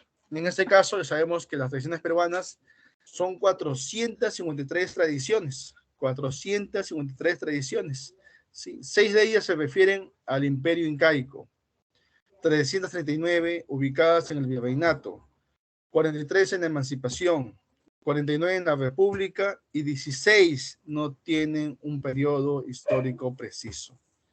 Ahí encontramos justamente la tradición Don Dimas de la Tijereta. ¿Recuerdan Don Dimas de la Tijereta? Desde primaria han escuchado de repente.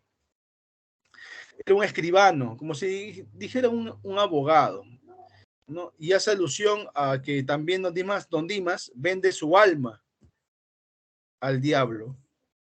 El diablo envía a su hijo, por así decirlo, a un diablillo llamado Lilith.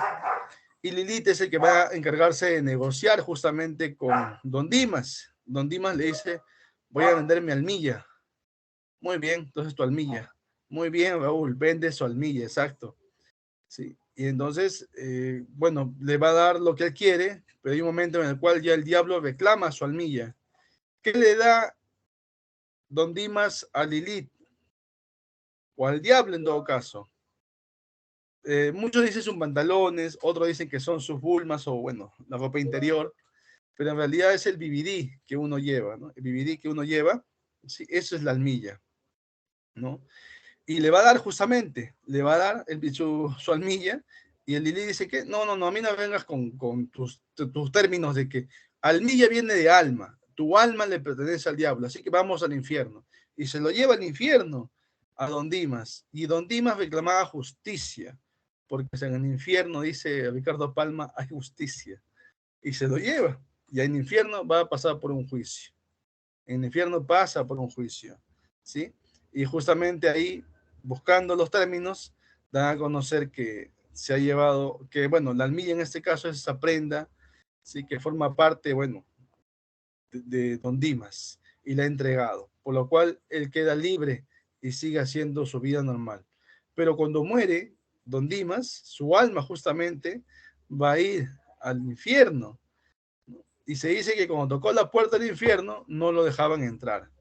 Le preguntaron, ¿cuál es tu profesión? abogado. No puede entrar, le dijeron. Por eso sí que los abogados no están permitidos en el infierno, dicen, ¿no? Es una forma de ironizar, pues, ¿no? Bueno, ese es Don Dimas de la Tijereta, una tradición muy interesante de don Ricardo Palma. También está el Padre Pata, la calle de la Manita, por ejemplo. La calle de la Manita, que viene a ser justamente una calle y en la cual hay un faro. Ese faro, unos niños jugando justamente, han roto el faro y la luz que proyecta el faro en la pared es como si fuera de una mano, dice, ¿no?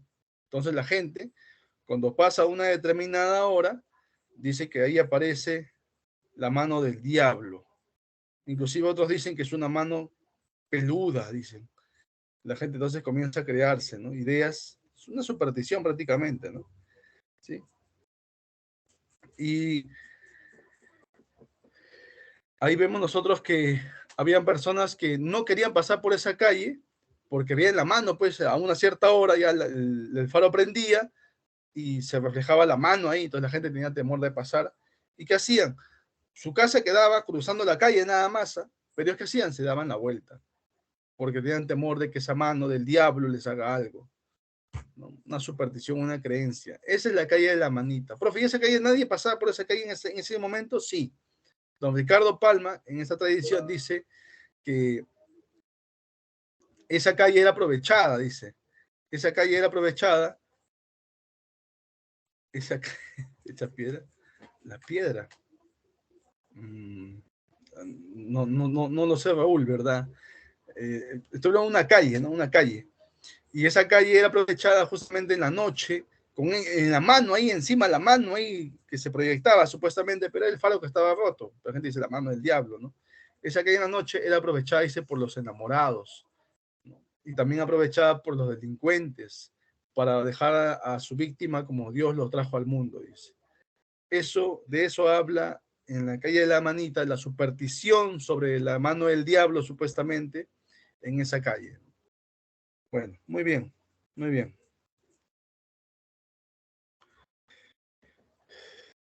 Entonces, después tenemos acá también el link ajedrecista, historia de un cañoncito, los mosquitos de Santa Rosa y el alacrán de Fray Gómez. Justamente el alacrán de Fray Gómez, voy a colocarlo, el alacrán de Fray Gómez. Sí. Es el mejor, es considerado el mejor, considerado, por acá, considerado el mejor relato de América.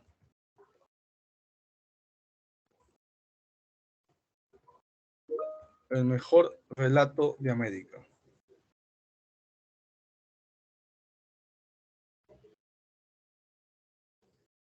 Raúl. No hay problema, Raúl. Sí, porque a veces preguntan y yo, bueno, no conozco todo tampoco, no conozco mucho, pero no todo. Entonces, tal vez ustedes, lo que yo no conozco, ustedes pueden conocer. O sea, normal, podemos intercambiar acá ideas, ¿no? Muy bien, Raúl, muy bien, está bien. Está bien la relación, muy buena. Y esta tradición, justamente la de la grande Fray Gómez, es interesante. Por ejemplo, hablan los 3 milagros de Fray Gómez. Y tiene 3 milagros. Había una vez un jinete cabalgando su caballo, en plena plaza, estaba cabalgando su caballo, y el jinete, bueno, el caballo se levanta, el jinete se cae, y al caerse, se desnuca, tieso queda ahí, y la gente dijo, ya está muerto, ya no, hay que le recen nomás un par de padres nuestros y ya que lo lleven y lo entierren, pues, ¿no? Porque estaba muerto supuestamente. Y justo pasaba por ahí Fray Gómez. Lo vio, se acercó, dijo, no está muerto, déjenlo respirar. Voy a rezarle, sí, 3 padres nuestros y él se va a echar a caminar. Le colocó su rosario a la altura de su boca, le rezó 3 padres nuestros y le dijo, hijo, levántate y camina. Y se puso de pie, comenzó a caminar el hombre, vio su caballo, se subió y siguió cabalgando y se fue. Y la gente, oh, milagro, milagro, su primer milagro de Fray Gómez. El segundo milagro, justamente él iba caminando para irse a la casa de su superior, un padre, pues un padre superior. Entonces él iba a la casa del Padre Superior, pero el Padre Superior tenía ese día, se había levantado con un fuerte dolor de cabeza, una jaqueca que le llaman. Y el padre justamente, bueno, Fray Gómez, mejor dicho, llega a la casa del Padre Superior, ¿sí? Y el Padre Superior dice, ay, Fray Gómez es muy hablador y me duele la cabeza, dice el padre. A ver cómo me deshago de él para que me deje tranquilo con mi dolor de cabeza. Entonces Fray Gómez comienza a hablarle, justo llega a la casa, comienza a hablar, bla, bla, bla, bla, bla, bla. Y el padre le da la cabeza, dice, padre, ¿qué pasa? Le dice, nada, que tengo un dolor de cabeza tremendo, le dice, ¿qué puedo hacer por usted? Y el padre le quería decirle que se vaya, pues no. Le decía, bueno, sí, usted dígame qué puedo hacer, yo hago lo que usted necesite, le dice. Muy bien, se me ha antojado un rico pescado, pero recién salidito de río, le dice. Ah, ahorita se lo hago. ¿Qué? ¿Cómo ahorita? Espérese. Y se va a la cocina del padre y debajo de su manga saca un pez recién, y se movía todavía, recién salidito de río. Y ahí no lo prepara, lo fríe, ¿no? Y se lo lleva a un plato y le dice, padre, ya está, pruébelo, pruébelo. Y el padre lo va a probar y con el bocado que ha probado nada más se le quitó el dolor de cabeza. Me siento mejor, le dijo. Gracias, hijo, le dice a Fray Gómez. Su segundo milagro. ¿Cuál fue el segundo milagro? ¿Cuál fue? Algunos dicen sacar pues el pescado debajo de la manga, ese es un milagro, pero también hay que quitarle el dolor de cabeza también, ¿no? Bueno, 2 en 1, el segundo milagro. Y el tercer milagro, ¿cuál sería? Por si acaso son tradiciones de Ricardo Palma, y el tercer milagro justamente está vinculado al alacrán, pues, por eso le llaman el alacrán de Fray Gómez. Ya había un hombre que necesitaba dinero, quería que le presten dinero, y el hombre no tenía, pues, de quién prestarse. Y había un usurero, pero había que empeñar algo de valor, y tampoco tenía nada de valor, necesitaba un dinero más o menos regular. Entonces dijo, voy a buscar a Fray Gómez, por si acaso, dijo, de repente tiene. Como es austero, tal vez guarda su dinerito y me puede prestar, yo se la voy a devolver. Así que el señor fue a buscarlo justamente a Fray Gómez. La casa de Fray Gómez era una casa, o el cuarto de Fray Gómez, era un lugar donde solamente había cama, un crucifijo, una mesita de noche con su lámpara, una mesa y una silla. No había más. Y la ropa que llevaba puesta, por supuesto, que se cambiaba de... La ropa que llevaba puesta y otras que se cambiaba ahí, ¿no? Nada más. Entonces, el hombre llega a la casa o al cuarto de Fray Gómez le recibe, le dice, hijo, ¿y qué puedo servir? Le dice, Fray Gómez, me parece que necesito dinero y quiero que me preste. Uy, le dice, no tengo dinero, le dice, yo vivo de manera austera, puedes ver, hijo, le dice, mira, no tengo nada, ni siquiera algo de valor, le dice, para que pueda empeñar, algo de valor, y mira la silla, la mesa, ves el crucifijo, ves la lámpara, no creo que te den mucho por ello, le dice, espérate un rato, hijo, le dice. Y en ese momento ve Fray Gómez un alacrán que caminaba por la pared y lo tomó al alacrán y lo envolvió en papel. Y se acercó al hombre y se lo dio y le dijo, hijo, aquí lo tengo para que lo empeñes. Pero eso sí, me lo devuelves ni bien te presten el dinero, tú lo usas, ¿no? Lo utilizas todo, pero después lo devuelves y me devuelves este objeto que te estoy dando que es de mucho valor para mí, le dice. Perfecto, dice padre, no hay problema. Y se lleva el objeto que le había dado envuelto en papel. En el camino, él, curiosidad, lo abre y es un prendedor de oro en forma de alacrán, con azulejos, muy, muy caro. Entonces va al usurero, le muestra al usurero, dice, uy, esto vale mucho más, le dice, lo que pides, te lo compro. Le dice, no, no, no, le dice, solo quiero empeñarlo, deme la cantidad que quiero y yo en 6 meses se lo devuelvo. Perfecto, le dice, y le da el dinero, todo. Se fue el hombre, hizo lo que tenía que hacer, después de 6 meses regresó, le devolvió la plata al usurero, el usurero le devolvió su prendedor en forma de oro, en forma de alacrán, y dijo, ¿y el papel que se ha envuelto? Ah, acá está. Se envolvió igualito y se fue a la casa o al cuarto de Fray Gómez. Se encontró con Fray Gómez, le dice, Fray, muchas gracias, le dice, se le devuelvo, es un prendedor muy hermoso y muy valioso, le dice. Ah, sí, hijo, no te preocupes, gracias, le dice, ve con Dios. Y el hombre, al momento de irse, se queda todavía mirando qué hacía Fray Gómez. ¿Qué hizo Fray Gómez? Abrió el papelito, cogió el prendedor de oro en forma de alacrán, lo colocó por la ventana ¿sí? Y le dijo, animalito de Dios, empieza a andar. Y el alacrán continuó su camino. El tercer milagro de Fray Gómez. Sus tradiciones son sensacionales, son muy buenas para poder leerlo, me crea mucho la mente. ¿Sí? Muy bien, ese es Ricardo Palma. Muy bien, vamos a pasar entonces ahora. ¿Alguna pregunta hasta ahí? ¿Qué pasó, Raúl? ¿Por qué los ojos exorbitados? ¿Qué pasó, Raúl?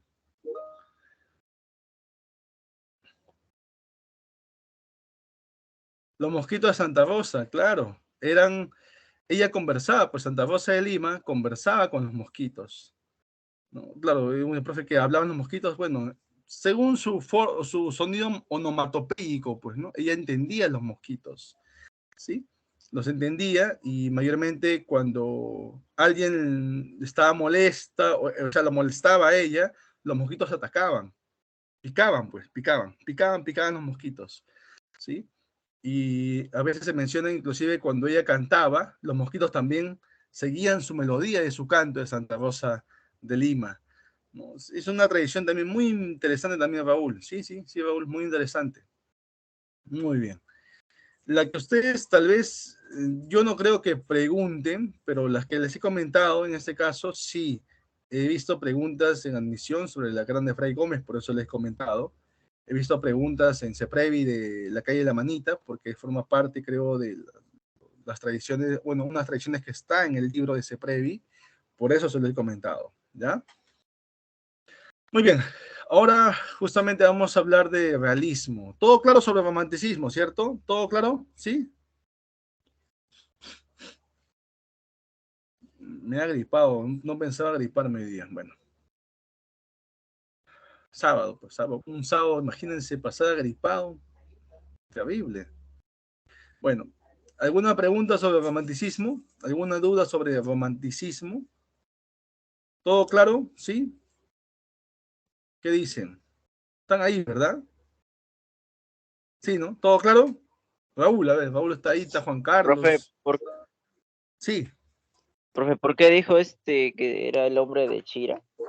¿El señor de Ah, Chira? el ruiseñor del Chira. Era justamente porque él, la hacienda que ellos tenían, pasaba justamente por el río La Chira, que es un río, digamos, así como rima aquí en Lima, ahí en Piura es La Chira. Entonces, por ese motivo le decían el ruiseñor del Chira, ¿no? A él le gustaba mucho acercarse, desde pequeño menciona el río, para, bueno, le gustaba ver pues las aguas cruzar, ¿no? Las aves que habían antes, porque antes había mucha fauna alrededor de los ríos y también dentro del río, ¿no? Ustedes saben que en el río Rímac antes había camarones, por ejemplo, ¿no? Ahora ya no hay nada, ¿no? Entonces, antes era distinto la fauna, ¿no? Y a él le gustaba mucho estar ahí, ¿no? Por eso le decían el ruiseñor del Chira. ¿Sí, mi estimado? Claro que sí, Eduardo, estoy seguro que sí. Tienen que demostrar justamente sus conocimientos el domingo. Muy bien. Entonces vamos a entrar a esta unidad, a esta otra parte, perdón, de la unidad que es el realismo. En el contexto histórico, justamente se menciona que en nuestro país el realismo, igual que el romanticismo, llega con cierto retraso. Y después de la guerra con Chile. Está bien, Raúl, no hay problema. Cuando gusten las preguntas, ahí están, ¿ya? No hay problema. El realismo peruano, si bien es cierto, adopta los moldes, dice, del realismo europeo. O sea, igualito, llega acá y lo imitamos, lo desarrollamos tal como estuvo en Europa, lo desarrollamos. Pero, al igual que el romanticismo, que hizo Carlos Augusto Salaverry, mucho lirismo, un profundo lirismo, mucha elegía, mucho sentimiento, por eso el poeta lírico del romanticismo es Carlos Augusto Salaverry, y luego los aportes de Ricardo Palma del romanticismo en el aspecto filológico, histórico, crítica literaria, lírico, y las tradiciones peruanas, que es prácticamente él creó la palabra tradición o esa especie narrativa llamada tradición, el aporte que le dio, aquí también va a haber aportes. Y no aquí no solamente se ve lo europeo, también lo vinculan con lo nacional. ¿Sí? Y este realismo, este movimiento sirve para protestar, para reclamar, para ubicar a ciertas personas donde pertenecen, para revalorar a esa persona que se lo merece, ¿sí? Por eso dice ahí, no descuida los matices nacionales, se preocupa por la problemática social de la época, que era denunciar el maltrato al indígena, la centralización de la economía, estar en contra de la centralización de la economía. Tenía que descentralizarse las riquezas, tenía que haber una mejor redistribución de las riquezas, que hasta ahora se habla, ¿no? Se habla de centralismo, se habla de mejor distribución, pero letra muerta nada más, letra muertes, ¿sí? Bueno, no me van a hablar de este gobierno porque bueno, va a faltar tiempo, ¿ya? Bueno, la corrupción pública, imagínense, pues, ¿no? De ese entonces lo que había, ahora, bueno, pues no ha cambiado casi 100 años, más de 100 años y seguimos en lo mismo. No ha cambiado el Perú, parece, ¿no? Y se quejan todavía, hace más de 200 años hablan, ¿no? Bueno, discurso barato, y no hay que creer en el discurso barato, ¿no? Como dicen ahí los jóvenes, más acción, más acción, más acción, menos palabras, ¿sí? La derrota sufrida también, por supuesto, frente a los chilenos, también nos va, o va a ser parte de este contexto de realismo, ¿sí? Sí, pues, Adelit, más de 100 años y seguimos en lo mismo. Este realismo, recuerden, es el primer momento en que se toma en cuenta la realidad del indígena, ¿sí? Peruano, por supuesto, ¿sí? A través de novelas sociales. Profe, ¿qué novela social? Ave sin nido, de Glorinda Mato de Turner. Ensayos políticos, Páginas libres, de Manuel González Prada, por ejemplo. Algunos representantes, hay otros también que los vamos a mencionar. Recuerden que este realismo justamente es un movimiento que surge en Francia. El romanticismo surgía en Alemania a finales del siglo XVIII y este realismo surgió en Francia a mediados del siglo XIX, ¿sí? Rechazando al romanticismo, por si acaso. Rechaza los excesos del romanticismo, rechaza el romanticismo, opone al romanticismo, porque acá va a predominar la razón, mientras el romanticismo, los sentimientos. Este realismo tiene influencia del positivismo y también del socialismo. Sí, por ahí hay una pregunta he visto hace tiempo sobre esos puntos también.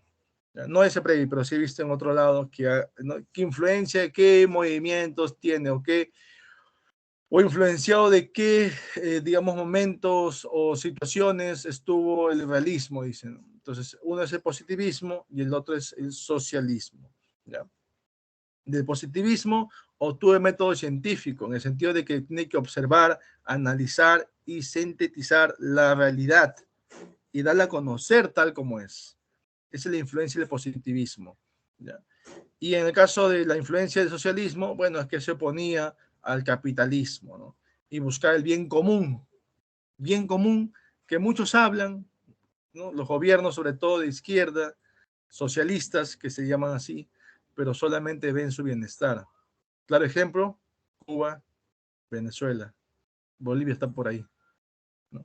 Bueno, a nosotros no nos pregunten, ¿no? Pues Perú es un tema aparte, ¿ya? Bueno, entre los fundadores de este realismo justamente francés, ¿ya? Encontramos, porque dijimos que surge en Francia, entonces hay representantes franceses, ¿ya? Por ejemplo, está Honorato de Balzac, con su obra Papá Goriot, o también tiene su obra La Comedia Humana. El otro es Henry Bale, más conocido como Stendhal. Su obra, su novela se llama Rojo y Negro. Y el otro, que inclusive es, digamos, uno de los representantes del realismo más importante, a él, por ejemplo, su obra de él, de Gustavo Flaubert, su obra es reconocida en el mundo como una de las mejores novelas, inclusive de una tendencia psicológica se menciona.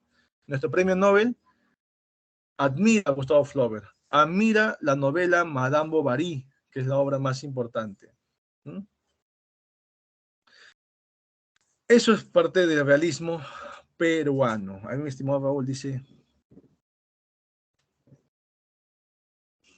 es cierto, eso de derecha, izquierda, solamente son inventos nada más que la gente ha hecho, bueno, que utiliza para llegar al poder, ¿no? Lamentablemente es la verdad, mi estimado Raúl.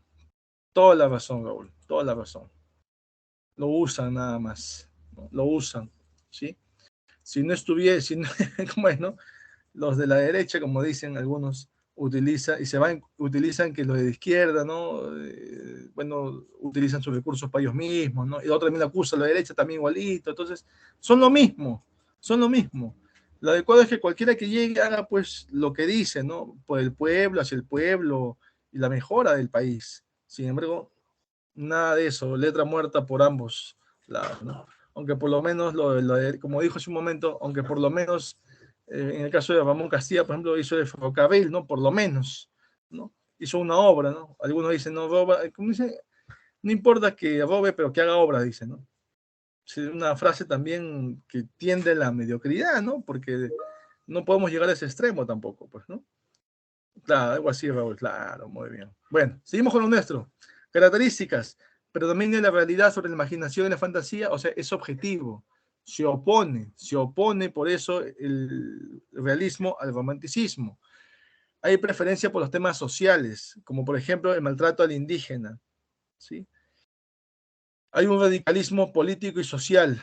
Inclusive se instaura en ese entonces, van a querer instaurar la anarquía. No quieren saber nada de la iglesia, del Estado.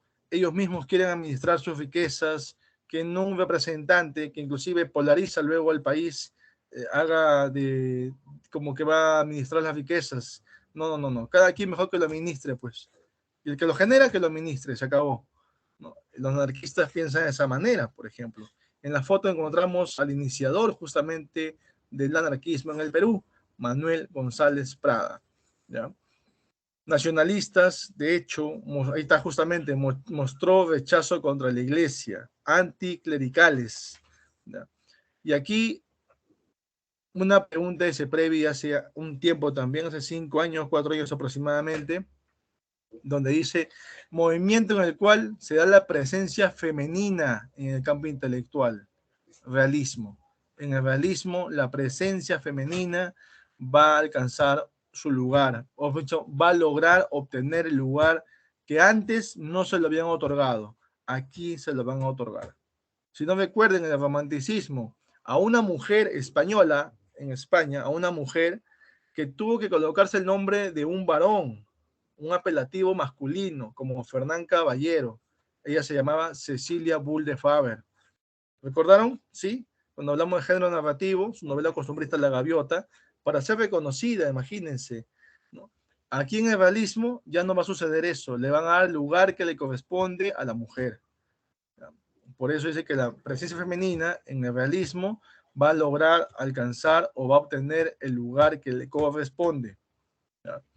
Los medios de expresión, las formas de dar a conocer su arte, los géneros que se van a desarrollar, mejor dicho, tenemos la novela, narrativo, el ensayo, expositivo y la poesía, que en este caso es el lírico.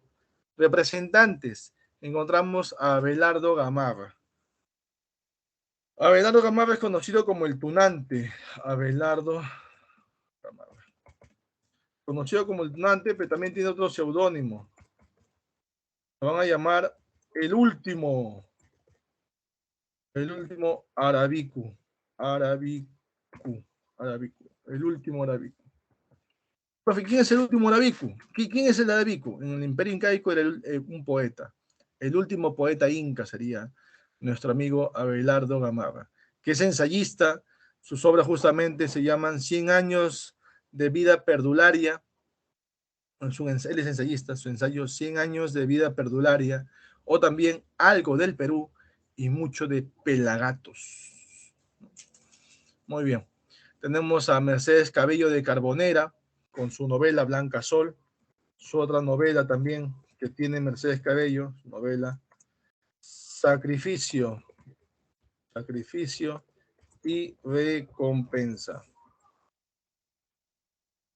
Profe, ¿esa novela ha sido pregunta ese breve? Sí.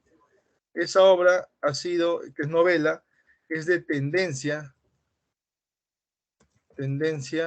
naturalista. ¿A qué se refiere de tendencia naturalista? Que está vinculada justamente al desarrollo no solamente, digamos, de la fauna o la flora de un determinado lugar, o sea, el paisaje, ¿no? Sino también a la naturaleza humana, a valorar al ser humano como tal, ¿sí? Entonces, a eso también va esta obra Sacrificio y Recompensa de Mercedes Cabello. Ya encontramos también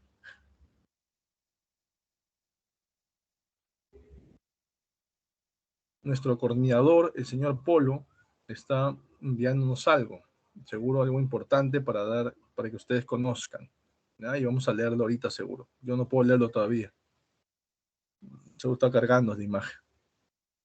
Bueno, encontramos también ahí a Clorinda Mato de Turner con Ave sin nido, otra novela que tiene herencia, otra novela índole y tiene sus tradiciones cusqueñas. ¿Ya? Encontramos a Manuel González Prada también con Páginas Libres, Horas de Lucha. Profe, y en el caso de Manuel González Prada, ¿solo tiene ensayos? No, también tiene obras líricas también.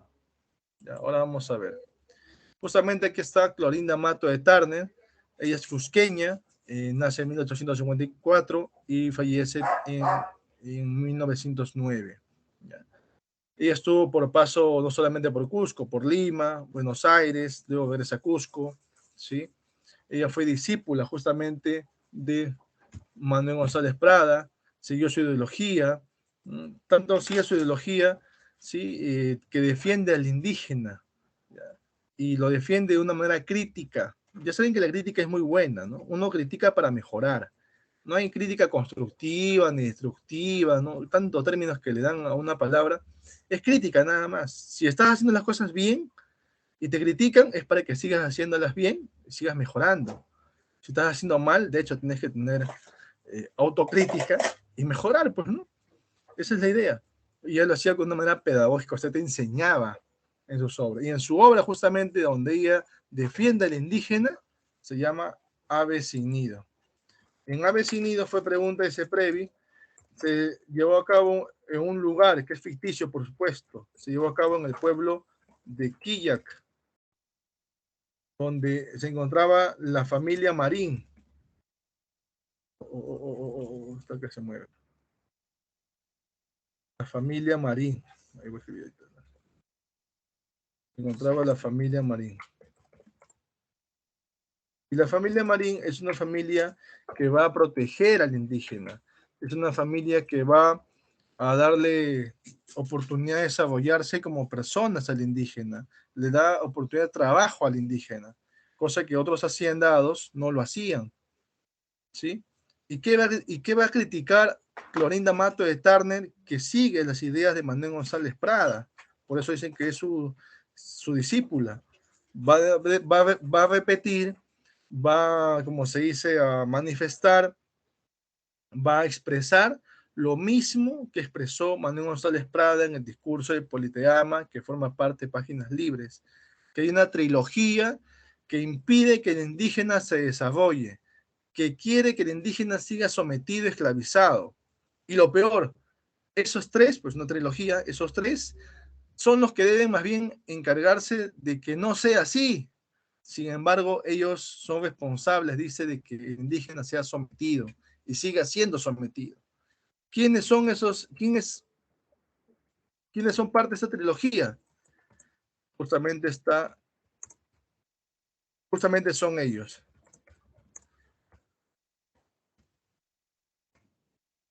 Ahí está. Es la trilogía, como decía Manuel González Prada, que embrutece al indígena.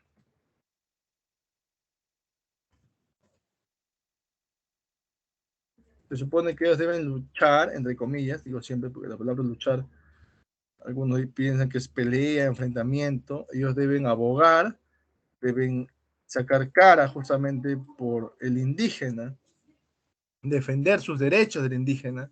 Sin embargo, no lo van a hacer. No lo van a hacer. Y ellos los acusan directamente a ellos. El cura, el juez de paz y el gobernador son los responsables de que todavía sigan siendo sometidos, esclavizados, maltratados, discriminados, menciona Clorinda Mato de Turner, en Ave sin nido. ¿Ya? Y la familia Marín los acoge más bien. Y habían otros que estaban en contra de la familia Marín, inclusive le queman su hacienda a la familia Marín, ¿no? Porque simplemente hacían eso. ¿Y quién estaba detrás de eso? El gobernador, el juez de paz, el cura. Bueno, es una obra muy interesante, ¿no? Inclusive el cura había parece que tenía un romance con una de las mujeres indígenas y había tenido un hijo también, ¿no?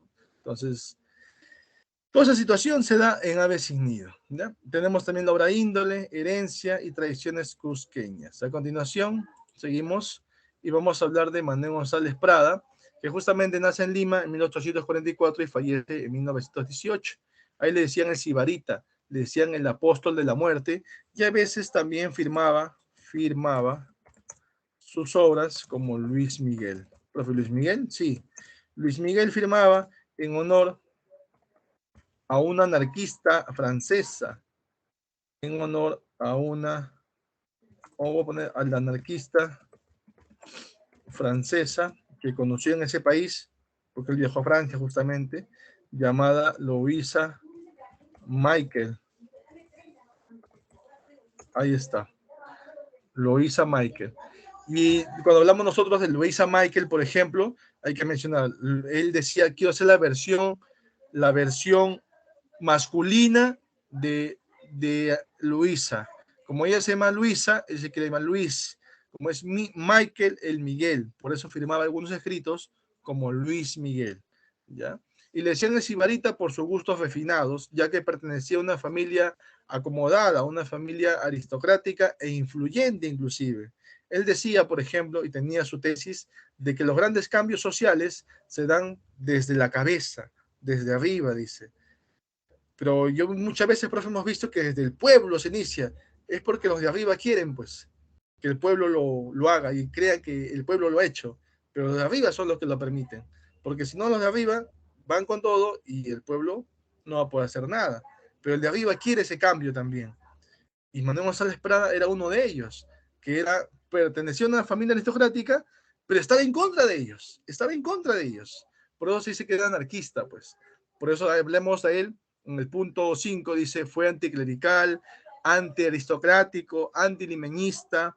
En síntesis, representó el anarquismo en el Perú, Manuel González Prada, en honor a Louisa Michael, ¿ya?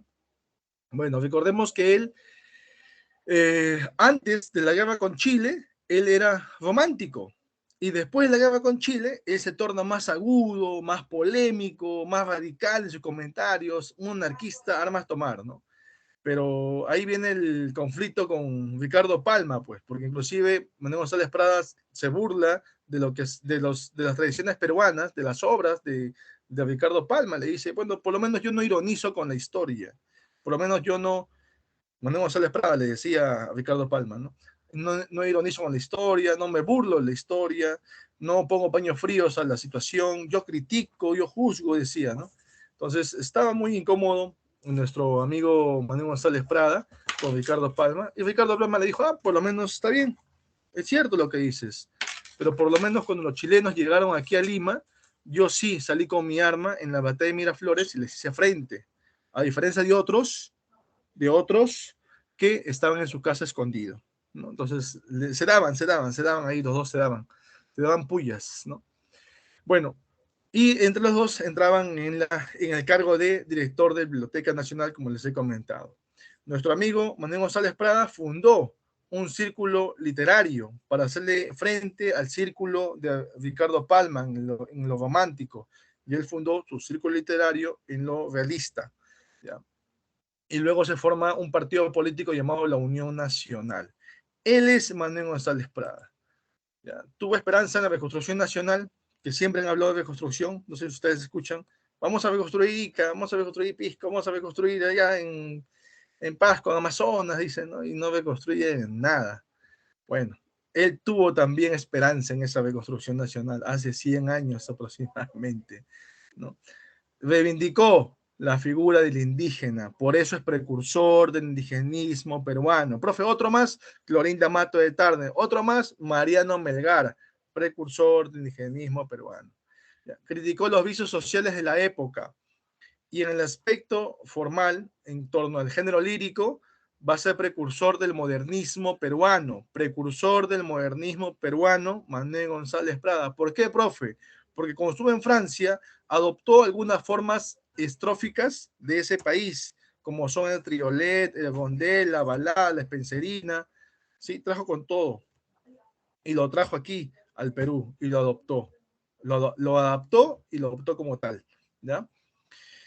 Por eso precursor del modernismo peruano. Es más, él escribía como escuchaba, se dice. Ahí tenemos obras, por ejemplo, en poesía está su primer poemario de Manuel González Prada, minúsculas. Después está presbiterianas, exóticas, trozos de vida, baladas peruanas, grafitos. El que menos cuando lo escucha, ¿no? Obra de Manuel González Prada, páginas libres en la clave. Y busca la clave, no hay páginas libres. En ese entonces, ¿qué obra colocaron? Trozos de vida, que es una obra lírica de Manuel González Prada. O pueden colocar en minúsculas, que es la obra que inició justamente en lo lírico, Manuel González Prada. ¿Ya? Y por supuesto, en el género expositivo, ensayo, encontramos figuras y figurones, anarquía, propaganda y ataque, bajo el oprobio, horas de lucha y páginas libres. Y dentro de páginas libres encontramos 5 partes. La primera parte encontramos los ensayos, conferencia en el Ateneo, discurso en el Teatro Olimpo. En la segunda parte encontramos Grau, el discurso de Politeama, justamente. En la tercera parte encontramos libertad de escribir, propaganda y ataque. En la cuarta parte, Víctor Hugo. En la quinta parte, notas acerca del idioma, la Revolución Francesa, la muerte y la vida. Y nos quedamos con la segunda parte, donde encontramos el discurso de Politeama, donde justamente critica a la sociedad de la época y también a los gobernantes de la época, porque vieron a nuestro país como un botín, ¿sí? Para saquearlo, para aprovecharse, llenarse los bolsillos, beneficiar a su familia, ¿sí? Cosa que decían que no iban a hacer, que iban a luchar contra la corrupción, pero igualito, terminaron siendo más de lo mismo. Juraron, se convirtieron en aquello que juraron destruir. Y la cura resultó más mala que la enfermedad. Entonces, imagínense, 100 años, más de 100 años casi, y otra es lo mismo. Finalidad del discurso de Politeama. Se llevó a cabo el discurso de Politeama en el teatro del Politeama, justamente, para recaudar fondos para recuperar Tacna y Arica. Los chilenos nos quitaron esos dos territorios. Y al final van a obtener, van a devolvernos Tacna, pero se quedan con Arica, pues, ¿no? Y Chile pedía que sean indemnizados, que les paguen para que nos devuelvan nuestras tierras, imagínense. Y por eso los estudiantes escucharon esa noticia y comenzaron a recaudar fondos para apoyar al Estado, ¿sí? Y hay una frase ahí clásica de Manuel González Prada, ¿no? El niño quiere recuperar con el oro lo que el hombre no supo defender con el hierro. Frase clásica debido a este proceso de recaudación o la finalidad de este discurso de Politeama. Y cuando dice que critica a la sociedad, a los gobernantes de la época, porque son los mismos que postulan a cada cargo político y siguen ese entorno político, entonces dice los viejos a la tumba, los jóvenes a la obra. ¿Sí? Y habla de la trilogía que embrutece al indígena, que se fue de paz, el cura y el gobernador. Lo que hablé con Clorinda Mato de Tarna, lo mismo. Recuerden que Clorinda Mato de Tarna es la discípula de Manuel González Prada y va a seguir esta ideología de Manuel González Prada, ¿ya? ¿Y quiénes son los responsables de nuestra derrota contra los chilenos? ¿Por qué perdimos? Dice. Porque somos, miren lo que dice Manuel González Prada, porque tenemos el espíritu de servidumbre y caemos siempre en la ignorancia y no queremos salir de ello. Quien conoce su realidad, quien conoce su historia, no está dispuesto a repetirla, se dice. Interesante, ¿no? Bueno, señores, señoritas, jóvenes, gracias por su atención.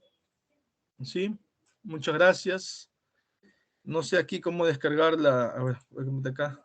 No, acá no es, acá de repente. Vamos a ver, acá creo que se descarga sí, acá se descarga la asistencia. Deja de grabar. Acá, muy bien. ¿Alguna pregunta, alguna duda tienen? ¿Sí?